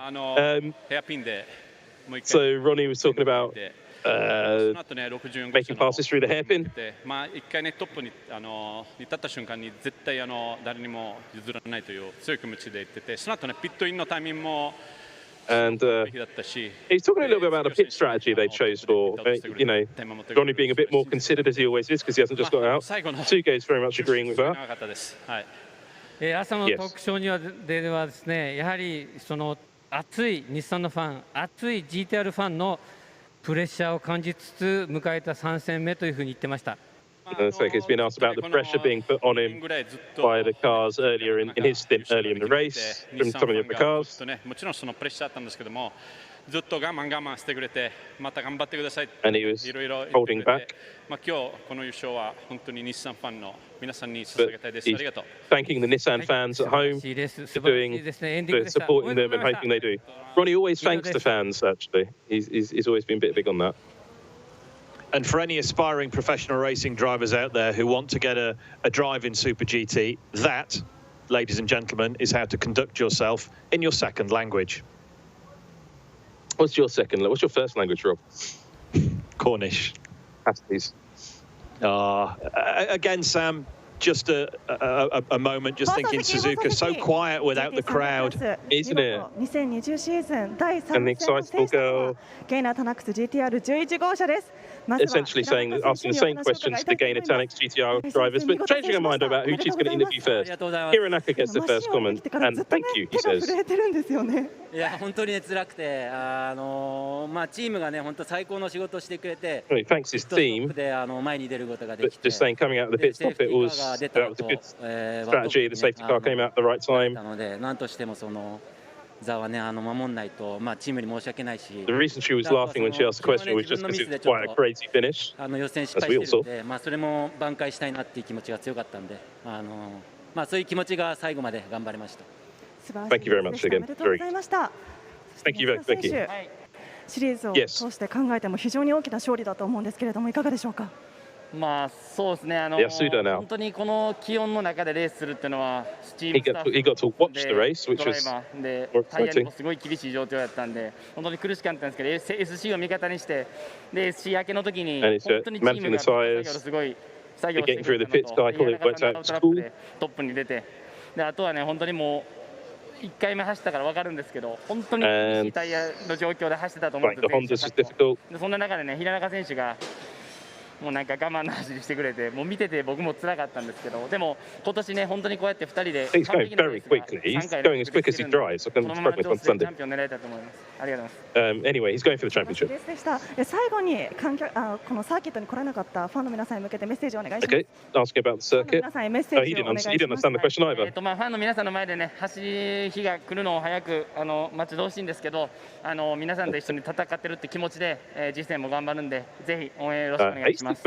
He's too quick for me. He just said thank you at the end. Oh dear. お願いいたします。まあ本来だったらねこの夏の鈴鹿というか、まあ鈴鹿っていうのはゲーナーのホームコースですし、まあそういった中で we're going back to talking to Yasuda. ファンの皆さんのね前でレースができてるんですけど、まあ今テレビでね応援してもらってるので、まあそのテレビ越しでもね伝わるようなレースを毎戦毎戦 about the craziness of the race. And he's got to calm down a bit now. But anyway, thank you. Thumbs up from both. More thumbs up and a fist. Well, let's have a look at the race result then, because that was quite the race. Winning was the Motul Ortec GTR of Suzuka Matsuda and Ronnie Quintarelli, ahead of the Raybrick NSX. The AU Tom's GR Supra was in third position. The Modulo NSX came in fourth position. Fifth was the Dento Cabelco Star GR Supra. The Craft Sports White GTR was sixth. Good finish for them. Seventh position was the Keeper Tom's GR Supra. The Keihin NSX was eighth. And in ninth position was the Wacos 4CR Geoff Supra. Disappointing result for Jan Mardenborough in the Realised Corporation F1 GTR. Bodywork failure. I believe some tyre troubles. The Calsonic GTR was also in trouble. But in GT300, what a race. The Gainer Tanax took victory, as you just saw, ahead of the Up Garage NSX. Then the Cintium Lotus came in third position. The Subaru BRZ was fourth. The Gainer Tanax number 10 car was fifth. The Leon Pyramid AMG sixth. Good for them. The Prius, which started on pole, seventh position. Hatsune Miku was eighth. Ninth was the Realised Technical College GTR after all of those troubles. And the Pacific D-Station Vantage GT3 Aston Martin was in 10th position. And I didn't expect that result. The 360 run-up GTR was in 11th. The Saitama Toyopet GTR, Supra was out of the points. That was a surprise in 12th. Their strategy went wrong. Opel Porsche was 14th. The T-Dash was the first of the Lamborghinis in 16th position. The Study BMW 21st. The Hair Transplant GTR was in 22nd position. The J-Lot Lamborghini number 88 could have had a good result, went for the wrong strategy. Tyres failed, down in 27th. The Team Mac car failed to finish. Looking at the championship points though, it's still close at the top. Number 36, Sekiguchi and Fenestra still lead the championship ahead of Hirakawa and Cassidy, so it's Tom's doing great. Naoki Yamamoto and Taduse Makino in 26 points in third, and Oshima and Sho Suboi in fourth. The result today got Sugo Matsuda and Ronnie Quintarelli up to sixth position, but in GT300, it's a similar story. Hironaka and Yasuda in the 11 GTR on 35 points in the lead. 4 points clear of Kato and Yanagida in the Lotus. Really important result today for them. And third is the 52 car of Yoshida and Kawai, which is 61. The Super BLZ is in fourth, and fifth is Gambu and Tsukanami in fifth position. What a result today, and it's going to really mix up the championship. We're so far out, and it's going to be really interesting to see how things develop going into Motegi. But let's have a look at some of the key moments from the race while the team set up the podium. The Modulo NSX got away from the start. There was almost immediate action as the first of the Toyota Priuses exited stage right in the S's. Safety car came out, and there was more action when we went back to green. Then the car got past the Motul Vortex GTR, while the Calsonic car found the garage. Got back going a little bit later. It got itself into some action. But the action was all down at the chicane, as it ever the situation at Suzuka. The Raybrick NSX having that great battle with the Keihin NSX. Naoki Yamamoto quite lightly about that. But here in GT300, this is where the action really got going. There was the moves made by Ronnie Quintarelli to get through the GT300 are really the stuff of legend, and that was brilliant driving from the Italian. Wacos car taking advantage there as well. The Modulo car though, Rob, I think really he just lost his head at. Yeah, he got mugged completely. Quintarelli going by him, put him off, and then, yeah, he just got railroaded. If you leave a gap big enough for one car, 4 or 5 are going to come through, and yeah, as we said at the time, P1 to P7 in one lap. It was absolutely sensational. But this is where the battle really started in the GT300. Things got going there. But look, this is where up at the hairpin. That's got to be morally hazardous for the Arta NSX, the way to sort of mug the team Saab Supra. Heikki Kovalainen was very unimpressed by that, and I think there might be a compensation after the race. But look at this battle in GT300. This was the first moment that JP Oliveira had with a car trying to get past him. He ended up in the gravel at the Degners. And then trying to hold on to his position. The whole GT300 field, if it felt like that, was trying to get past. And Leon Mercedes then the ball and left the barriers spread across the track.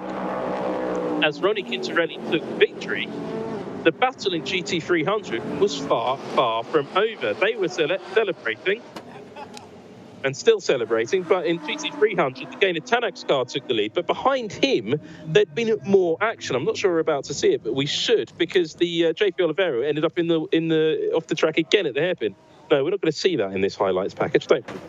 But looking at the Honda factory just past the circuit, if you've enjoyed this, like those people on the sailboat out in the bay have definitely enjoyed. Don't forget to hit like and subscribe and stay with us now because we've got the podium coming up. But there's a lot more racing coming up on this channel as well.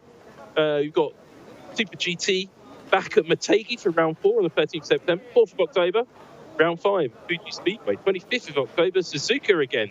If there's anything to go by, that's going to be great. Then another return to Motegi in the 8th of November, and the series wraps up on the 29th of November at Fuji Speedway. Super Formula, of course, starts next weekend at Ring Motegi, and it's, well, I'm looking forward to that as well. And then this weekend, as the podium music gets going, we're going to have all the reaction from the Indy 500, and we're going to be looking forward to next weekend's Belgian Grand Prix at Spa-Francorchamps. And there is that rain that never came in those puffy clouds over the mountains. The Suzuka Mountains, they're actually called, and it's one of the oldest names in Japan. Suzuka Mountains predates even the name Tokyo Kyoto. You're just a font of knowledge, Sam. Watching the highlights reel there, I was amazed to see that the Gamu AMG, the Leon AMG, finished. You know, he was the one that spun so heavily into the wall, finished 5th in GT300. I mean, we didn't really see the end of the GT300 battle because we were watching the Motorsport GTR cross the line, but there was still a lot going on there as the Gaynor Tanak's drivers adopt a 2-flag strategy for the podium. It's good for your branding, 1 Gaynor flag, 1 Nissan flag. Single flag for the Honda drivers there, Team Up Garage, congratulating each other on the podium. Still all a bit shell-shocked. You'll see these brilliant trophies. I love these trophies. You didn't get one of these, though, did you? I'm afraid I did. Yeah, sorry. The deer with the bell round his neck. Yeah. I have one up here. No, I'm a little bit jealous of that. We'll see those trophies in a second, but bit of celebration. No flags from the Lotus team. Obviously, Lotus in Heffel haven't sent their drivers over some flags. Disappointing form from the British manufacturer, but there you go. I actually like the 3rd position trophy the best. So it's this beautiful sort of running deer. Suzuka, the word Suzuka, if you try to translate it directly, means bell deer. So the trophies are a deer with a bell round its neck, of course. And for the guys. Sorry, just going to say good result for the Lotus again. Puts them right in the mix for the championship. Yeah, I think the championship is going to be between these guys in 1st and 3rd now. The Gaynor Tanak's GTR team there with the Autobacks trophy, and the Lotus drivers who couldn't finish 3rd. And I think that was a little bit unexpected for them. But there's a slight change. The 3rd position trophy, the bell on the 3rd position trophy is silver this year. Always used to be the same colour as the rest of the trophy. I think I prefer the old version. Eric C, thank you very much. Stay with us though. We've got more podiumness. Goodness. Oh, he's got his flags in the pocket, lifted 2 trophies at once. But I think 2 trophies left his flags somewhere. I'm not sure he cares. Non-matching face masks. Still some teams learning from that, but the race winners and the 3rd place cars, they've got their matching face masks going. Little Lotus branded face masks. I think there'll be people looking to try and get those at home. Yeah, attention to detail, Sam, makes all the difference. You work a lot in Norfolk. Do you have one of those? No, I don't. I have quite a lot of other things with the badge on, but not a face mask. Yeah, well, you have to change that. There's the branded face masks for both the Gaynor drivers. But yeah, just off-the-shelf ones for the Up Garage one. Not surprised, though. Up Garage is a shop where you can buy second-hand car parts. And go and buy your bits and pieces. It's a wonderful shop to walk through. It's just got lines and lines of bits of cars that you can buy. It's like a very organised scrapyard where everything's really good and nice.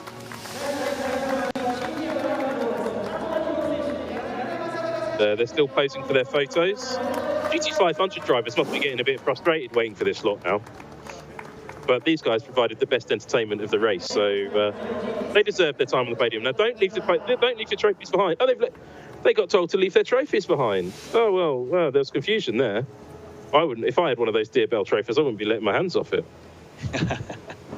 As you say, Sam, it's been a good day weather-wise. A little bit of rain in the mix could have ruined what would have been ruined what could have been an extraordinary race. But yeah, fantastic action underneath the blue skies here at Suzuka today.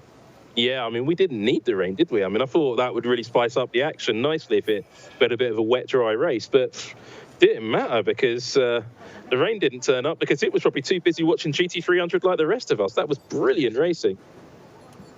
We'll have the GT500 podium in just a moment. I was just going to say, with those Dear Bell trophies, I've actually just been tempted to enter a Super FJ race at Suzuka just so I can get one of those trophies. I was commentating on a race, a Porsche race, last summer at Suzuka, and Yuji Ide managed to finish third of 3 Porsches. The Porsche race went on for 25 minutes with 3 cars in, and he still got the trophy. So I thought, you know what, I could go and enter that next year and get the trophy. I don't think anybody would miss me on the commentary team with 3 cars in the race. Could you drive and do the commentary at the same time? I've always wondered that. I've always thought it might be good fun to try that. I reckon we should try it, Rob. And here's Sam Collins going backwards through the pack. Whilst being overtaken. No, I wouldn't be overtaken. I'd be in the barriers, mate. Well, there is the podium, the trophies, the scratch cards. All we're lucky is the drivers. There's one of them, Suzuki Matsuda. There's another, Ronnie Quintarelli. Again, branded matching face mask. Nismo face masks then, so that'll be something people will be asking to buy. Twin flag technique, and they're still a little bit overcome with that result, you know? Yeah, Sugio Matsuda, he's in pieces. Really, really emotional. Clearly means so much. They fought long and hard to come from a lowly position in that GT500 pack, and yeah, the Raybrig team taking the runners-up spot in their blue liveried NSX. Oh, and for the AU Tom, Sasha Fenestras there, jumping up onto the podium. He's at, you know, they've had a really great race. We didn't actually see much of them in the race, but it's been great for their championship, and they've delivered a brilliant result from where they started. Yeah, the first half of the race, I was watching Fenestras because he's normally quite racy, and he was conspicuous by his absence, sort of at the lower part of the field, but his teammate, yeah, came to the fore in the second half of the race. Absolutely, and I think he should be very happy with that result, and he's got the nicer bronze trophy there. So he'll be treasuring that one, and I think he could be on his way to a real championship tilt at the moment. Well, he clearly is on his way to a real championship tilt. I think Super GT was a good move for that young man. Yep, absolutely, and he's fitted right in, doing a good job, and on the factory roster of the Toyota team as well. Yeah, exactly. So, being on the factory roster of a Toyota team, if you're looking at your career prospects going forward, it's the one manufacturer that doesn't have a direct Formula One link. Nissan obviously does via Renault, and Honda does via the 2 Red Bull teams. So that's why you saw Naoki Yamamoto. Here's the scratch card for the best performer, 500,000 yen. So the question is, Sam, it's about 24. I was just going to say, how many Serbian dinars is that? It's about 47,000 Serbian dinars. It's about it's about 25,000 Gambian dalsali, and 11,600 Honduran lempira, and of course 198,510 Kazakhstani tengas. Well, I'm glad you put that one to bed. Now, 500,000 yen, that'll get you a few rice balls and some cans of beer to have on the Rapid Me number 3 back to Nagoya before you get on the Shinkansen back to Tokyo. But one man who doesn't go back to Tokyo, of course, is Sugio Matsuda. He lives here in Mie Prefecture and has a lovely model railway of the area because he lives just down the road, doesn't have to take the train home at all. And he regularly posts pictures of his model trains on Twitter.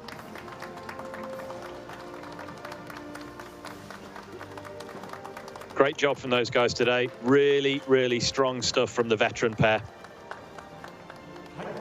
I mean, it was super impressive from both of them, actually, I think. But all of these guys up there put in great performances in GT500, which is what you expect with a class that's got 15 cars in and 2 world-class drivers in each car. I mean, that's pretty good. Oh, the Ray Brigance X team, though, that's not a world-class podium performance. They ran away a bit too early. Yeah, they were premature, weren't they? That's Cassidy-level podium failure. I do miss our random bit of sportswear or the scary furry animal. Oh, we haven't got to those tracks yet. You know, when the day the scary furry animal gave away its offspring, I still have nightmares about that. Yeah, that was very strange. Genuinely harrowing. I think we might get a bucket of fish heads in Motegi. And waving to the assembled media. No fans, sadly. Ronnie decides he wants the Autobax trophy, and they both want the Beldiers. So fingers crossed, Sam. Just thinking, next time we're back here at Suzuka in October, hopefully those grandstands will have at least some fans in them. That would be great, wouldn't it? I mean, it's a real shame just seeing it. It looks so strange being it's so empty. I mean, it's what you see when you arrive for the Grand Prix on like Thursday or something. You see even then, actually, the grandstands aren't empty, only when you get up very early in the morning. But the next race, Twin Ring Motegi, as you can see, qualifying on the 12th of September, and the race live here and in full on the 13th of September on the-race.com. Don't forget to hit like and subscribe. And leave your comments in if you're watching this on catch-up, or leave the comments in the chat now, because we read them all.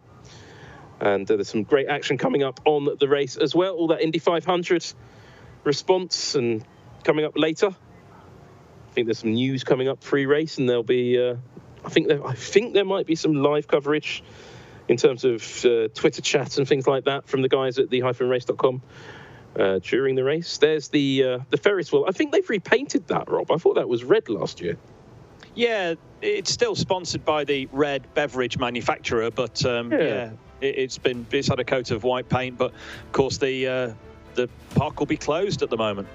Yeah, exactly. I like to walk through the park. These three might work for me. But a man walked slowly with some coolers. A man looked through a camera. The camera did some fast cuts and some sped up footage. There were some sparks, there were some walkie-talkies, there was some sunshine, and there was an onboard camera. There was a chain link fence. There was some blurry footage. There was a theme park. That was qualifying. There was some red hair. There was some pole sitter. There was some moody shot. There was some celebrations, and there was a race start. A car crashed.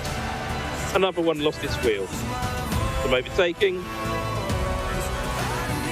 Some battling, some pensive faces, some blinking, some bodywork, a NASCAR-looking car, a retirement, a spin, some gravel, my initials, some more spins, some moral hazards, a man put his hand round another's shoulder, 2 cars followed each other off, a man prayed, didn't get answered, car crashed, GT300 battle.